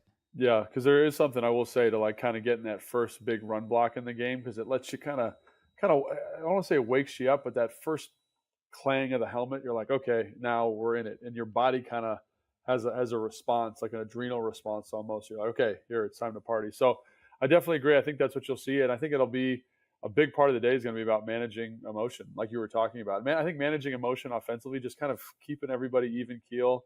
And also, I love what you said about kind of finding ways to dictate to the defense, finding easy throws, finding opportunities where you can kind of control and regulate what that defense is going to do. So I think that's something, again, I'd love, probably the first two drives, something I'll be watching a lot very closely. But I would expect them to get in some, I don't want to say unusual personnel groupings, but maybe some different personnel groupings, just to see if they can get kind of say, oh, hey, we're going to get. Because, like, one of the drawbacks with a 3-4 like Arizona runs is you get these big bodies on the field, and that's a plus if you're trying to stop the run. But if you're trying to stop the pass, then it's not very effective. You know what I'm saying? So you create these big gaping cavernous holes in the second level of your defense, because you lose a coverage player, it becomes a rusher, or if you do drop them, it's a big kind of guy who's not used to dropping into coverage. So I would expect, if I was making a game plan, Logan Paulson, I would probably lean into some of that stuff a little bit, see if I could regulate the front. Because another thing, you can't run super complicated coverage structures if you're in a 5-man pressure, or you can, but you're going to have holes. So let's see if we can find some holes for Sam Howell and get the ball out of his hand quick, like you're talking about, and maximize what we're doing. So. Yeah. Last thing real quick. And by the way, I did a terrible hosting thing. I didn't tell everybody what's coming up at the end of the podcast. You did not tell anybody. I forgot to remind you. So that's a terrible, like, I guess I'm a co-host, right? Yeah, you're definitely a co-host, but it's definitely not your responsibility. Don't you take this off my plate. This is on me. All right. I'm talking to Mark Schlereth in a little bit, and that conversation's coming up here at the end of the podcast. So before we get to stink, people. The thing about a podcast though is like it's in the title, so people know. Yeah.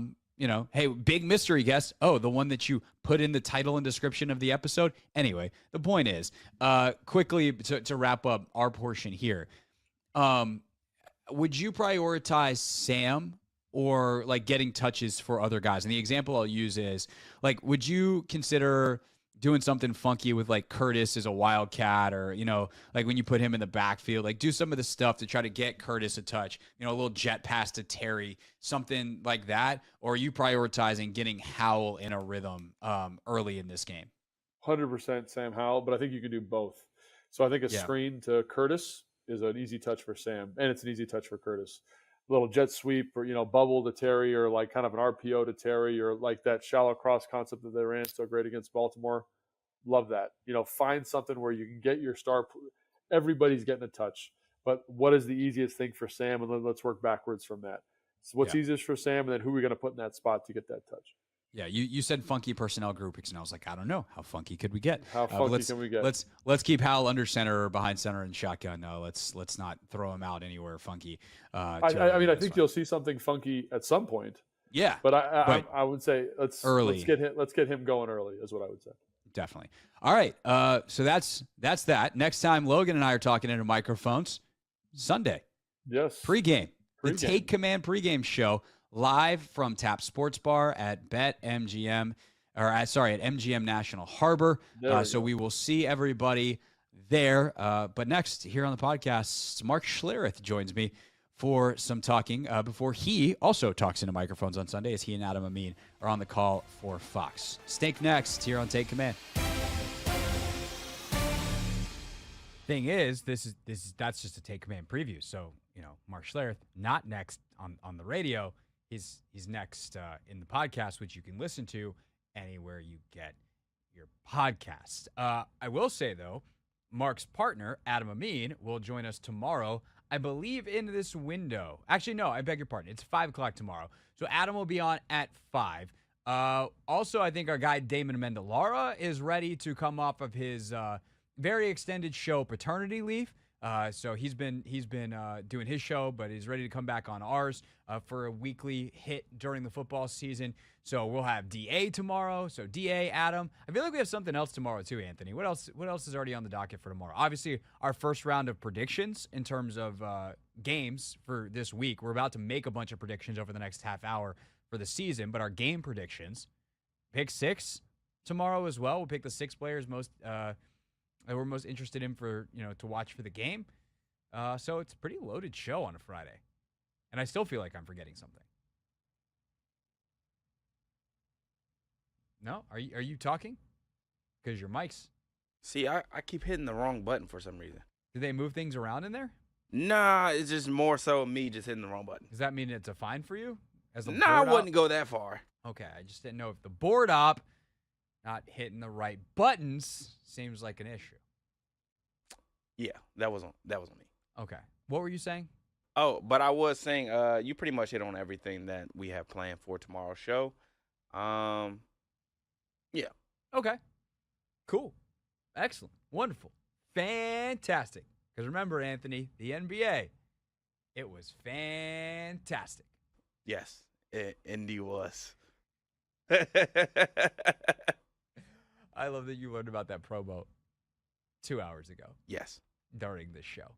Fantastic. All right. What else we got on the show today? We got predictions for all 6. No, there's not 6 anymore. There's 8.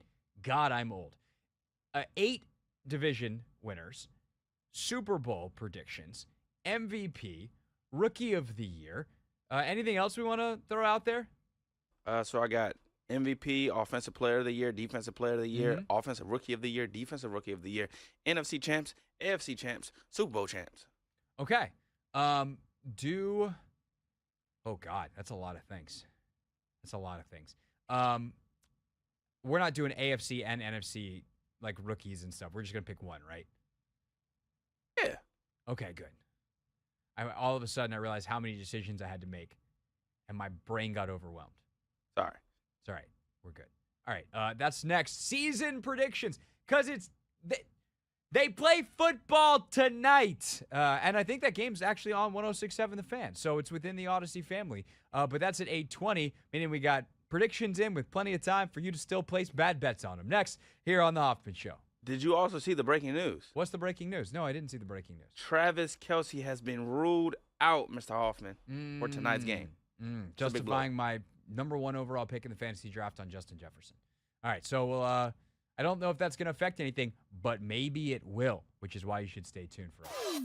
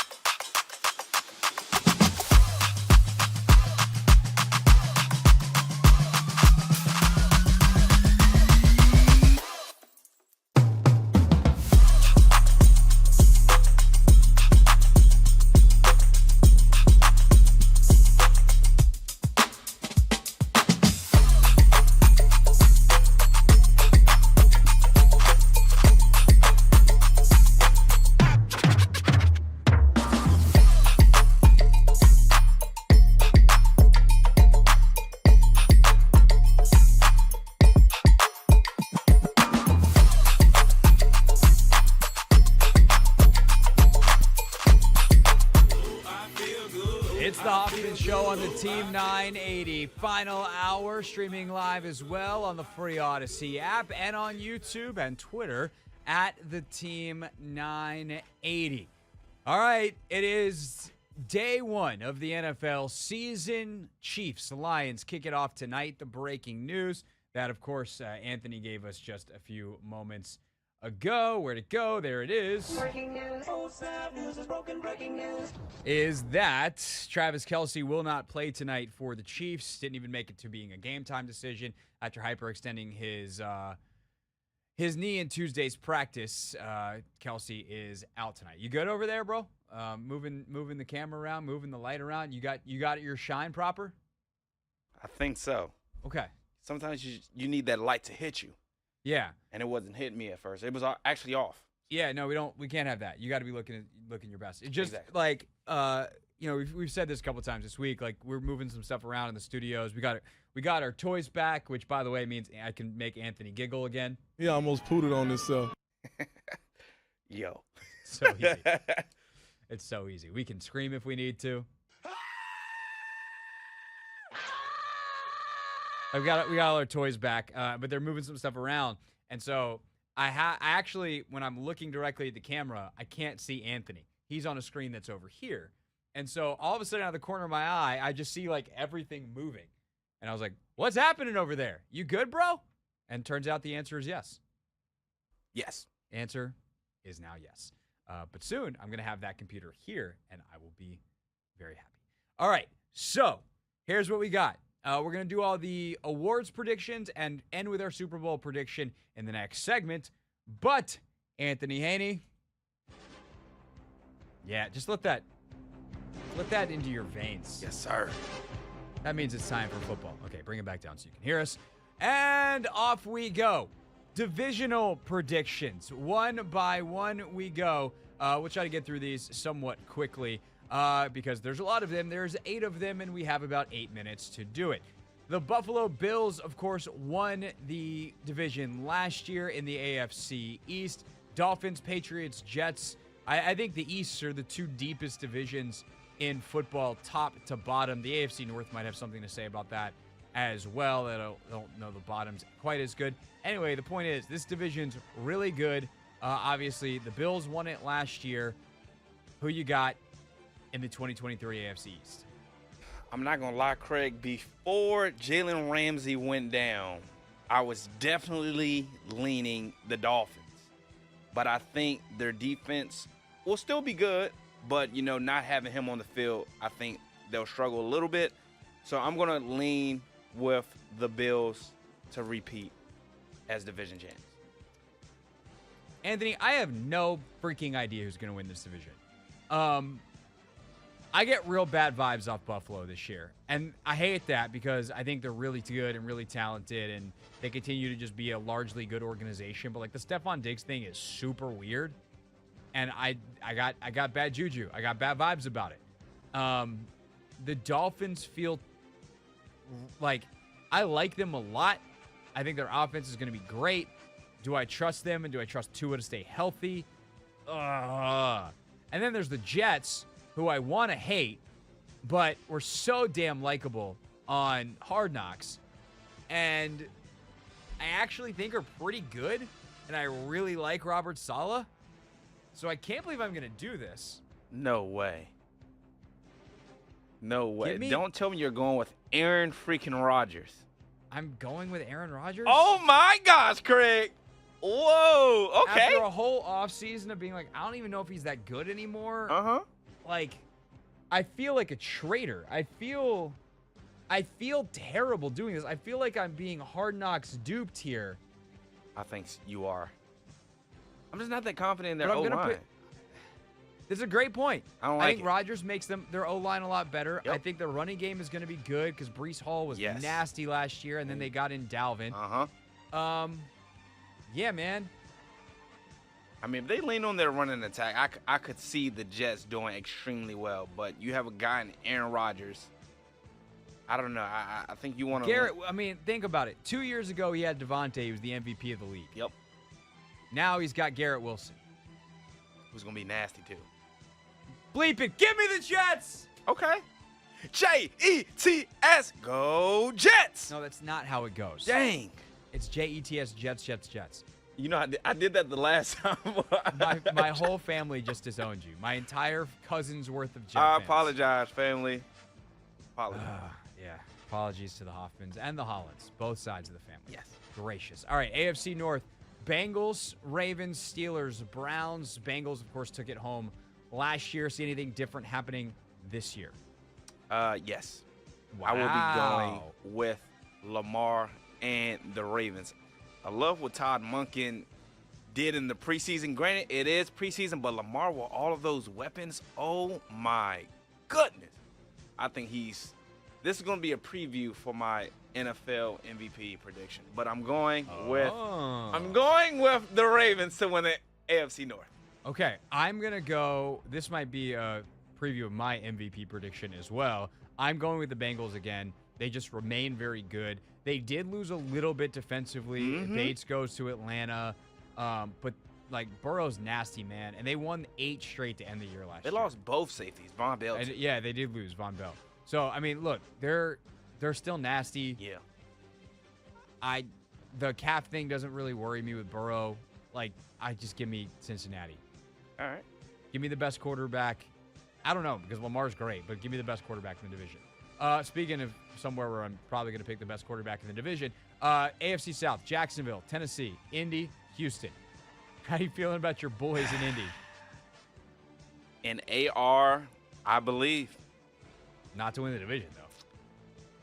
I think they'll be in the playoff hunt. I think the Jags are going to win this division. I really like how they ended the season last year. They got a little bit better offensively with the addition of Calvin Ridley. Who I drafted today. Yes. And felt like I stole. My 2 best picks today might have been Ridley, because I think there's a chance he just has 110 and catches. You have Ridley? Oh my Yeah, God. my receivers are ridiculous, bro. And also I draft and stash JT just in case. Smart. So we'll see. I think Tennessee's not gonna be very good. I think Indy's they'll be wildly up and down. Building towards something good, but wildly up and down.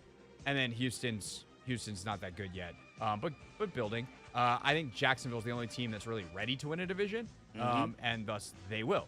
All right, AFC West, Kansas City, Chargers, Raiders, Broncos. I do think the Broncos will be better this year with Sean Payton.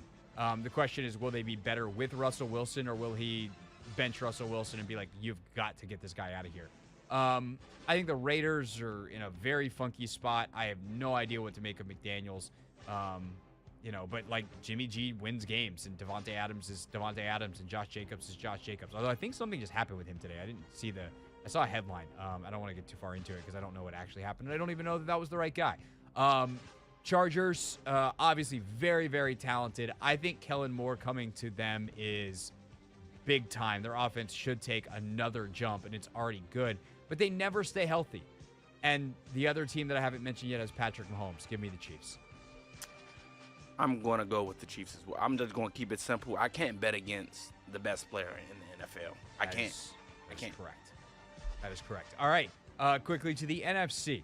Let's say the East for last. NFC North. Vikings, who won it last year, 13-4, despite having a minus 3-point differential in the year. That's a real stat. Lions, who finished on a monster streak and were only 9-8, despite the fact they were plus 26 in point differential on the year.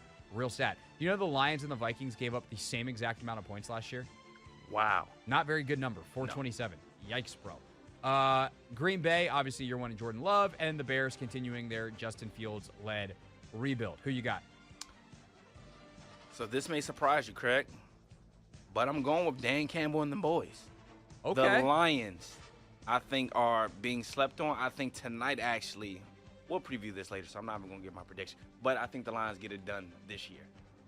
Wow. I think Minnesota was far more real than people wanted to give them credit for last year.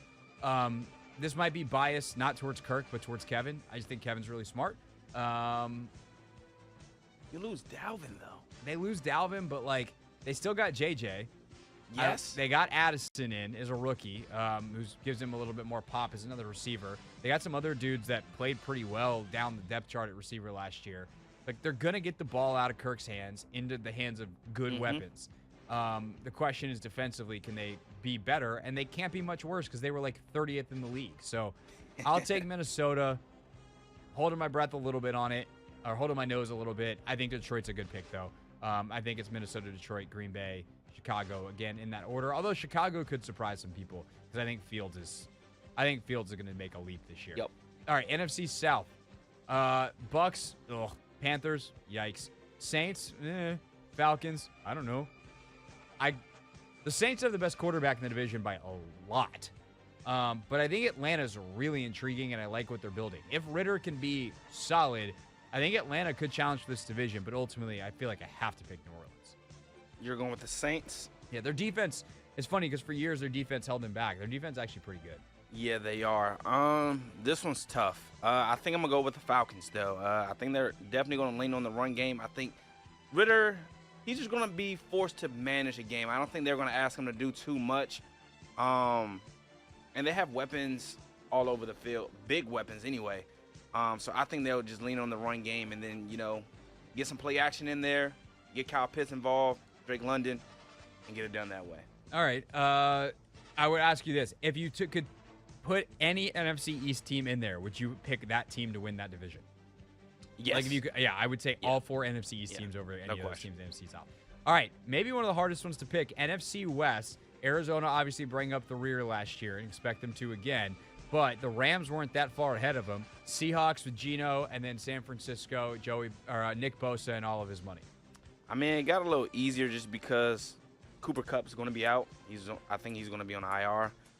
So between the Seahawks and the 49ers, and a lot of people don't believe in this kid, Brock Purdy, but I do. I think I saw enough last year, and Kyle Shanahan is a genius. So I think I'm going with the 49ers to do it again. My only reservation with the 49ers is injuries. They play so physically that you just wonder in year, 6 of Shanahan, and a lot of the same guys, as the continuity almost hurt them because they're going to have a bunch of dudes who are banged up. That's my only concern, if not San Francisco, which leaves the NFC East, Philly, Dallas, New York, Washington.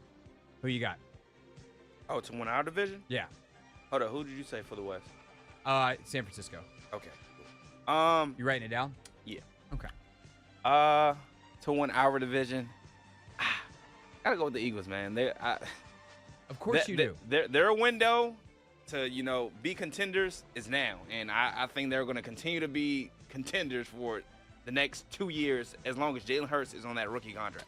Yeah, no, I agree with that. I mean, well, he's already gotten paid, but doesn't kick in. But and until really next year is I think the first big money year, but I have to check that. And the cap's going to go up. So there's that. Yeah, the Eagles are going to be good. They're going to be good for a long time. They're built incredibly well, and they got dudes who won't even play for them this year that'll be studs for them in the future. It's hella annoying if you're any other team in the league, or perhaps, I don't know, a Commanders fan. All right, I got the Eagles too. When we get back, who comes out of those division winners to take the Super Bowl plus MVP, Rookie of the Year, Offensive Player of the Year, Defensive Player of the Year? We predict it all next here on the Team 90.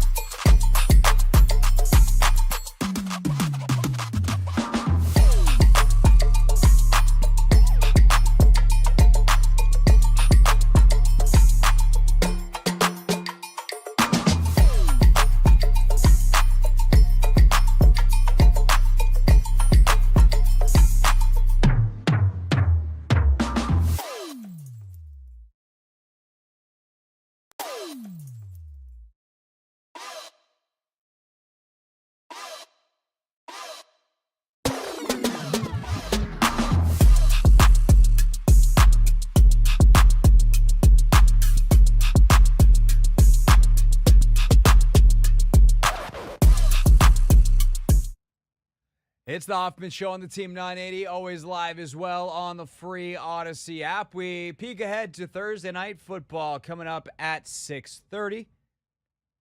But right now, we will take a look at who we think will shine this NFL season.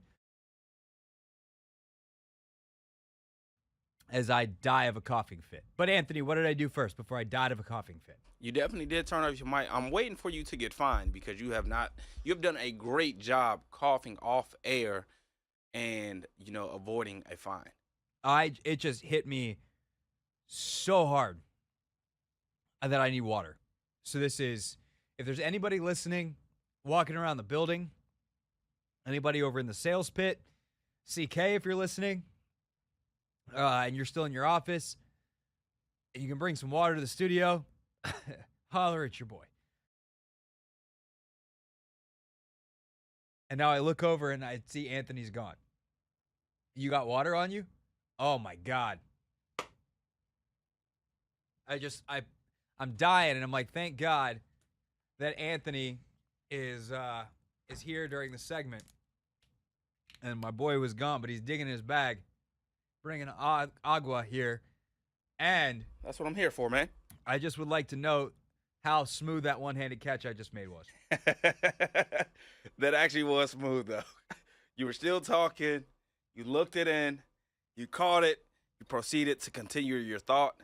And you just crushed that bottle of water real fast. Sure did. We're back. Together. Let's go. Let's make some predictions. 2023 NFL, or 2023-24, NFL MVP. The odds look like this. The favorite is Patrick Mahomes. It's plus 525, the numbers I'm looking at. Joe Burrow, plus 650.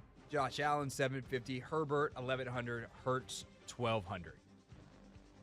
You want to go first on this, or you want me to go first? I will gladly go first. So take it away. I told you earlier when we were talking about the AFC North, and there's this guy in Baltimore, Lamar Jackson. Yup, that guy right there. So many people have criticized the fact that, he might not be all that great of a thrower. But guess what? This year, he's out to prove the haters, the doubters, the naysayers, all of you guys wrong. He has some weapons. OBJ, Zay Flowers, Mark Andrews. The list continues. All I'm saying is he's going to go out there and do what he does best, and that's win, produce. And, yeah, let's go get another MVP, baby. He is plus 1,400 at MGM. So that's a bet you might want to make if you really feel that strongly about it. I don't think Skeeter's it's a bad the bet. only other team aside from the Patriots and the Ducks with double-digit wins on the young season. 1-1. Cardullo swings and fouls it off towards the broadcast booth, and I make the catch on the foul ball. Joe Burrows, I think. I am very proud of myself. I hope somebody got video of that. Joe Cool, gotcha. As I caught it on the fly. The second best quarterback in the league. And it's a 1-2 count. I think the team's going to be Boy, really am I good. impressive. I think that they're going to What a watch play his by Hurts, me. though. I mean, it's hard because he won it last year. And rarely, that you lose the Super Bowl. What's the vibe like of the voters? Like all that kind of stuff. But I think that Burrow, I think people might look at Burrow by the end of this year and be like, it's crazy he hasn't won one of these things yet. We're giving it to him. And he's going to have a season with monster numbers that proves it. And I think he and the Bengals are on a mission. They don't lose games they're not supposed to lose.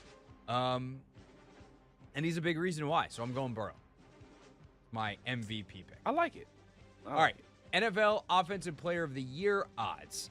Jamar Chase is the co-favorite with Justin Jefferson, which is if Jamar wins OPY and Burrow doesn't win MVP, that feels weird. Yep. But typically this goes to a non-quarterback, even though the MVP goes to quarterback, which is very, very silly. But Christian McCaffrey plus 1,600, Chubb plus 1,600. In Cleveland, Tyreek Hill plus 2,000, Garrett Wilson, Lamar, Fields, Hurts, Cup. That's the list of favorites. If I'm betting this, I might throw down a couple dollars on Garrett Wilson. Won Rookie of the Year last year. I think he's going to have a monster season with Rodgers. But I do feel like, again, if I feel like the Bengals are the team that's going to be the storyline regular season-wise, I think Jamar Chase fits that narrative, so I'd probably take Chase, even though he's the favorite, and that's not very exciting.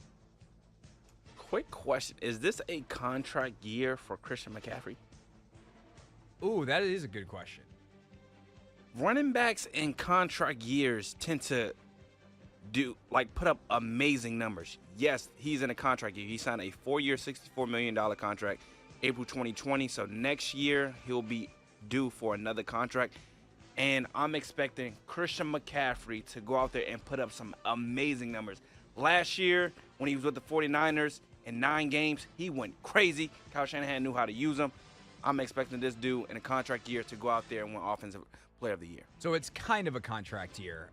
This is one of those where they can move off of him after this year and save a bunch of money. Like, he's got a bigger cap number, a bigger base salary, I should say, really, next year. Okay.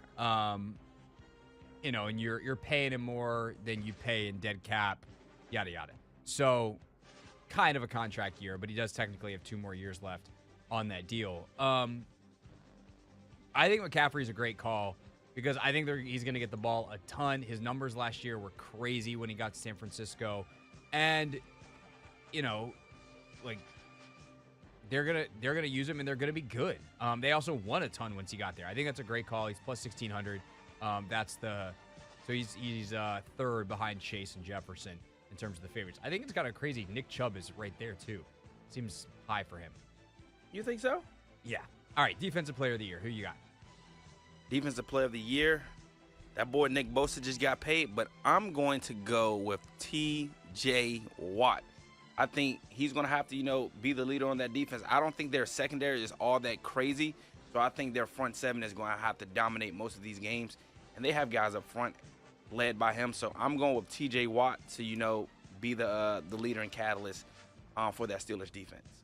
So I'm going to do something incredibly uncreative and incredibly straightforward, but I'm picking the favorite. Micah Parsons is the favorite. I think he's the favorite for a reason. I think he's going to be a full-time pass rusher. I think he's going to have a monster year. I think the biggest problem for him is I don't know if the Cowboys are going to be quite as good, but I don't think defensively that's where the drop-off is going to be. I think it's going to be on the offensive side, which might hurt his sack numbers because if they're down in some games or he's not going to be able to pin his ears back, you get how that works. But I just think at this point he's the most disruptive force in the game. Bosa's right there, Garrett's right there, Watt's right there, but I'd take Parsons over all those dudes. I do think it's interesting you got a DB in Sauce Gardner, kind of in that top 5. Mm-hmm. But I think ultimately I'll take Parsons. I do love the Watt pick, though. He's won it a bunch.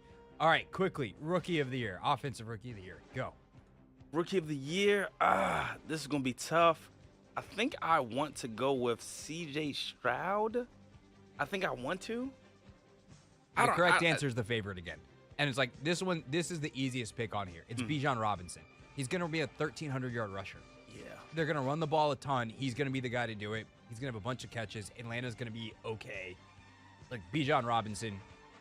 If you told me I had to pick a favorite on one of these that I have to be right on, I would, without hesitation, pick Bijan. Okay. I'm going to still stay with Stroud. I think the quarterbacks in these situations, it ends up working out for them. All right, Defensive Rookie of the Year. Will Anderson's the favorite. Jalen Carter after that. Tyree Wilson, Devin Witherspoon, Christian Gonzalez. I'm going to go with, he's not on there. You didn't name him, but I'm going with Forbes. You stole my bit! I'm going with Forbes. Honestly, that's what I was just thinking. Like, I think he's got a great chance. He's going to start. Like, I think he's going to get turnovers. Like, I think there's a really great chance if this defense is a top 10 defense and he's got 7 picks on the year, which isn't unreasonable. That'd be high, but not unreasonable, that he wins it. And I don't think any of these other dudes are going to be great statistically or necessarily even on. Like, Jalen Carter's going to be on a great defense in Philadelphia, but I don't know how big of a part of it he's going to be. They've already got a bunch of dudes. I think Will Anderson, though, he has the opportunity to put up some great numbers on a really bad team, though. Right, but I don't know if that's good enough. Yeah. Like, is it relevant? And also, like, he's going to be hurt by the fact that their offense stinks. Like, you can't. He's going to be doing a lot of run chasing. Yeah, that's fair. So, and I don't know that, like, Witherspoon's that's a bad man pajama. Witherspoon, he got a chance. He's got a chance for sure. But I think if I'm betting it and I can get odds, they're pretty good. Like Forbes might be the guy that I would go with. Other awards that are out there, comeback player of the year, obviously DeMar Hamlin's the favorite there. And then NFL Coach of the Year, Dan Campbell, actually, the betting favorite. But who's going to win it all? Our Super Bowl picks, as well as a preview of Thursday Night Football next here on The Hoffman Show. I'm going to go get some water.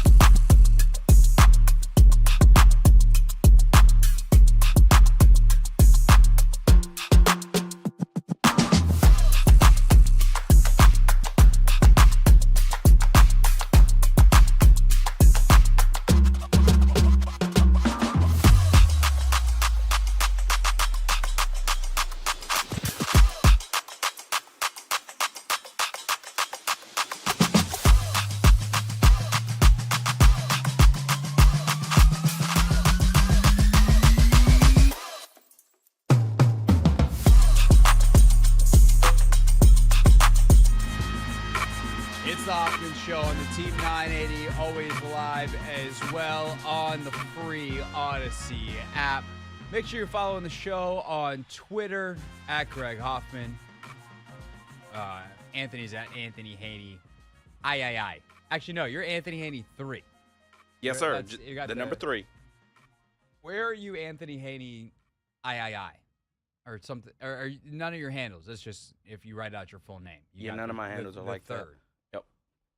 Were you ever called Trey growing up? No. Never a Trey? No. Never Trey Haney? The thing is, so you know how Tony is a nickname for people that are named Anthony? Right. So my granddad is Big Tony. Right. My dad is Tony, and I'm Little Tony. Right. So I never Trey for the third. Trey Tony? Nah.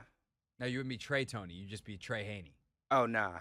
Nah, I never got called Trey. Okay. Yeah. That's why Trey Wingo is Trey, I believe. Really? I think he's Hal Wingo the third. Oh, wow. I think that's a thing. Remember the old This is Sports Center commercial with I think it's Jerry Stackhouse making fun of his last name, making fun of Wingo. It's really funny. I can never find it on YouTube. But Trey swears it exists. I miss all the old Sports Centers, in the office commercials. Yeah. That was really good. Yeah, they've got some new ones that are pretty funny. There's a new Otto the Orange one. Actually, it's with the U.S. Women's National Team, actually. Really? And they're sitting there eating orange slices, Oh, soccer orange slices, yeah. and Otto walks by, and he's like, yo, what?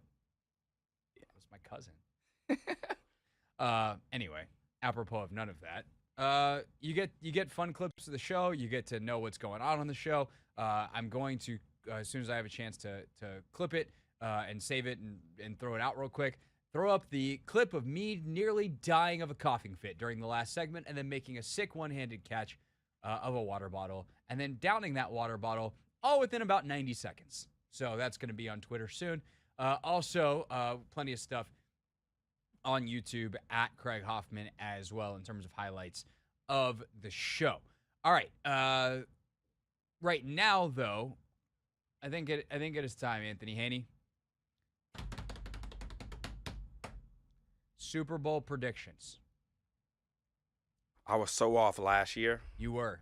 I will not make. I was. Well, I wasn't as too on far as you off. could be. I was not too far off. I had the Eagles versus the Rams in the NFC title game. Now, one of those teams was in the title game, and my team did not even make the playoffs or end up going. But this year, coming out of the NFC, I will have those Philadelphia Eagles, Craig. I think they do it again. You realize that there's been traditionally a real bad, I don't know if you call it curse, but real bad results for the Super Bowl loser. It's just more so that Philly team, they have depth. I don't know. In Jalen Hurts, I believe, I can't think of another team in the NFC aside from the 49ers that's can contend with the Eagles right now. I'm not believing in Dallas. Yeah. Look, I don't think it's a bad pick. Yeah. I'm just saying. Tradition. Some ways historically speaking, making you to really test how much you believe it. Yeah, I really believe it. All right. I think this is Kyle's year. Ooh, okay. So do they beat the Eagles? You haven't thought that far. I mean, yeah, that would be the definition of his year. I don't feel great about this. I don't feel great about last year. I was like, it's the Chiefs. Don't think twice about it. I am correct. And I felt good about it the entire year. I do not feel as good about the Chiefs this year, in part because it's just really hard to repeat, and two, because I wonder if this Kelsey thing lingers. I could see Kelsey screwing up, or Kelsey's season being a little bit screwed up this year, couple pieces. Next year, maybe the final year. I mean, Travis Kelce's 34. He's not as young as you think based off of his energy and how good he is and all that stuff. Kelsey's not as young as you think he is. I do believe I have that right, that he's 34 years old. Or turns 34 soon. Yeah, he's 33. He turns 34 this season. So I could see next year, last hurrah, Travis Kelce kind of bit. And then winning again next year. And then, can Mahomes have a second chapter a la Brady's second chapter? Almost turned the mic back on before I coughed there, Anthony. That was all real good. Close. Had to double click it off. Oh man, this is tough, man. But yeah, I'm gonna go Niners in the NFC, and I'm gonna go. I think I'm gonna go Bengals in the AFC. Uh-oh. Dang. I think this is the year they break through. Okay. And I'm gonna let you pick first on the Super Bowl. That AFC is just so freaking wide open, man. Like, you don't too many teams feel like on any given night. It's nasty because, I mean, also you look down the standings from last year, like the Dolphins, the Jets. Like, there's situations where those teams are really good. You say the Bengals? Yeah. I'm going to go with the Bills. I think they finally get over the hump. I think they beat Mahomes. I think once Josh Allen gets past him, he'll be good. I think that it's going to be a Bills versus Eagles Super Bowl matchup, and I'm going to go with the Eagles and Jalen Hurts. I think they get it done. It's a great pick. In some ways, I feel better about your pick than mine, but I'm just going to go with it. I think this is Kyle's year. Like, sometimes the law of averages has to win. Kyle Shanahan should have a Super Bowl. He's the best coach in the league. I just think he is. And so I'm gonna say the best coach in the league gets it. He's got a ton of talent. Can they stay healthy? That's the big question. And here's the thing, too. I think what could be really interesting is if Purdy is not good or doesn't hold up or whatever. Like, one, is Purdy the next great low, or in this case, undrafted guy, or does like Darnold all of a sudden come in and look good? I think it's possible, but they having that depth at quarterback, if Purdy were to miss some time, I think helps them. But we'll see. We'll see. I'm going my official pick, Niners over Bengals, which, by the way, is a real recall from history. Anthony, you're going with Eagles over Bills. Yes, sir. All right, we'll find out in February if we're right. Right now, though, we will let you know what's trending. Come back, real things to close out the show here on the Team 980.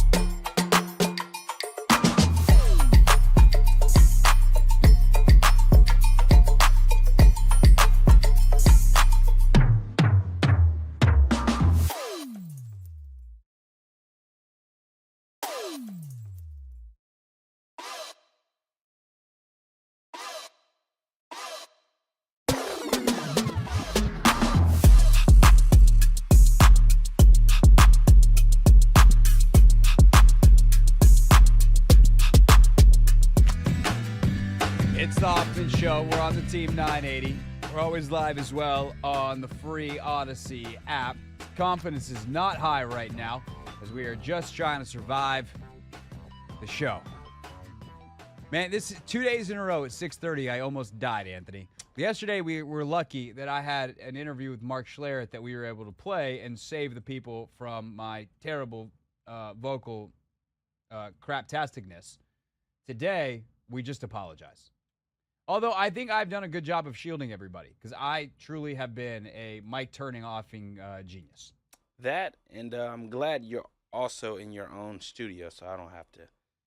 Yeah, that's we don't need you getting. Yeah, I don't think I have anything. Like I honestly think this is just a changing temperatures bit.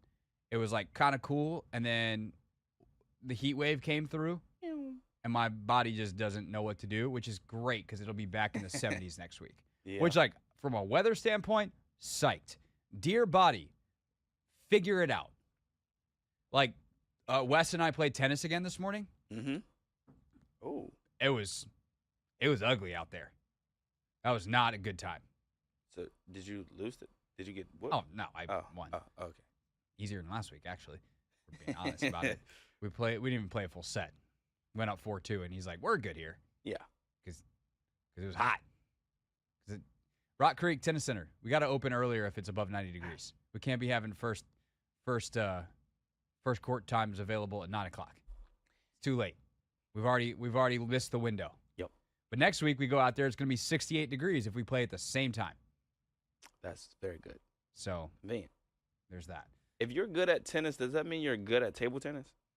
Not necessarily, no. Similar mechanics, though, sort of kind of. Yeah, but the thing that's making me all right at tennis is I can run around and like get the ball. Okay. It's not as much quick decision making. Also, I wouldn't say I'm good at tennis. I'm just currently better at Wes at our current levels. Oh, okay. I don't want anybody being like, "Yo, let's play," and then wiping me all over the court. Oh, I don't need that in my life. I need to get out on a ball machine. That's what I really want to do. Is like, okay, if a ball's coming at me solid consistently, like how consistently can I return it with like good meaningful shots? Yeah. Yeah, I would say Wes and I right now is much more of a comedy than a drama. Yeah. So there's that. All right. Speaking of comedy, it's time for Real Things Real People Said into Real Microphones. Real things. We're not going to be sucked this year. Real people. 5 and 11. Not very good. Said into real microphones. You know, the culture is actually damn good.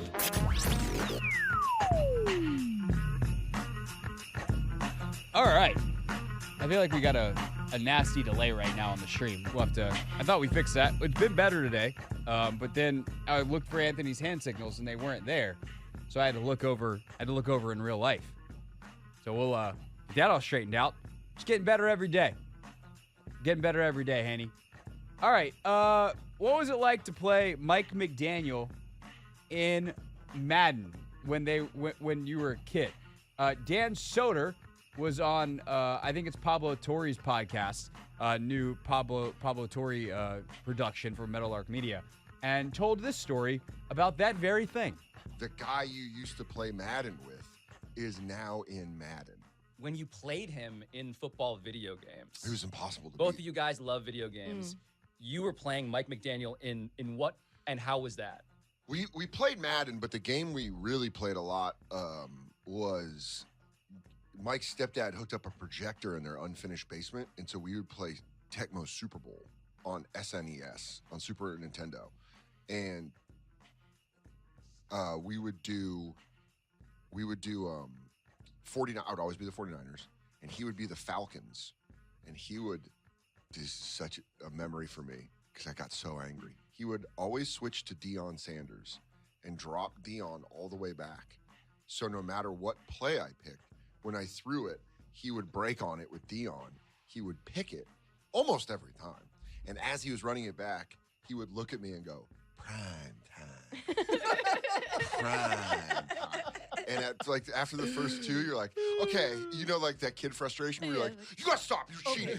Why don't you try to not be Deion? And he's like, why would I be anything but Deion? And then he'd drop back and then pick it again and go, Brad, I used to get so mad at him in that basement because I'm like, you're just cheating. And he's like, I'm not cheating. He's available in the game. I'm picking him. That is such a relatable story. You've got to be cheating. If you didn't have that experience as a kid, then you were the friend who was cheating. Have you ever been playing a game by yourself and said, man, this game is cheating? Of course. Have you been that kid? Of course. I just came across Instagram Reel, and it brought back so many memories because I was that kid. How many controllers have you broken in your lifetime? Maybe like 3. Yeah, I think that's it's not like I've got a long run of them, but I've broken my zero. fair share. I haven't broken any TVs though. No, definitely not. Honestly, though, probably lucky at least once of throwing one, and you're like, oh, that I was not careful enough in my unmitigated rage. Who would have thought? Yeah. But I'm in my 30s now. Those days are gone. I just go, this is dumb, and I turn off the game. Don't need to be breaking controllers. Speaking of the game, we still got to play. Look, I've played Darius. We didn't finish our game though. Madden, maddened. Who was winning? It was tied up actually. How deep in the game? I think we're in the second quarter. Damn. And yeah, it glitched out. Look, so I got a pretty funny story that kind of combines the last two.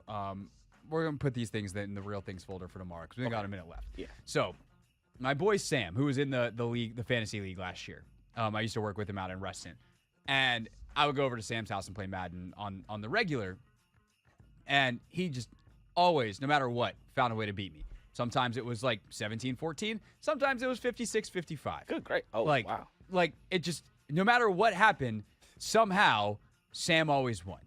And there was a game that we were playing, and finally I'm driving down, and I've got the game-winning field goal lined up. No way.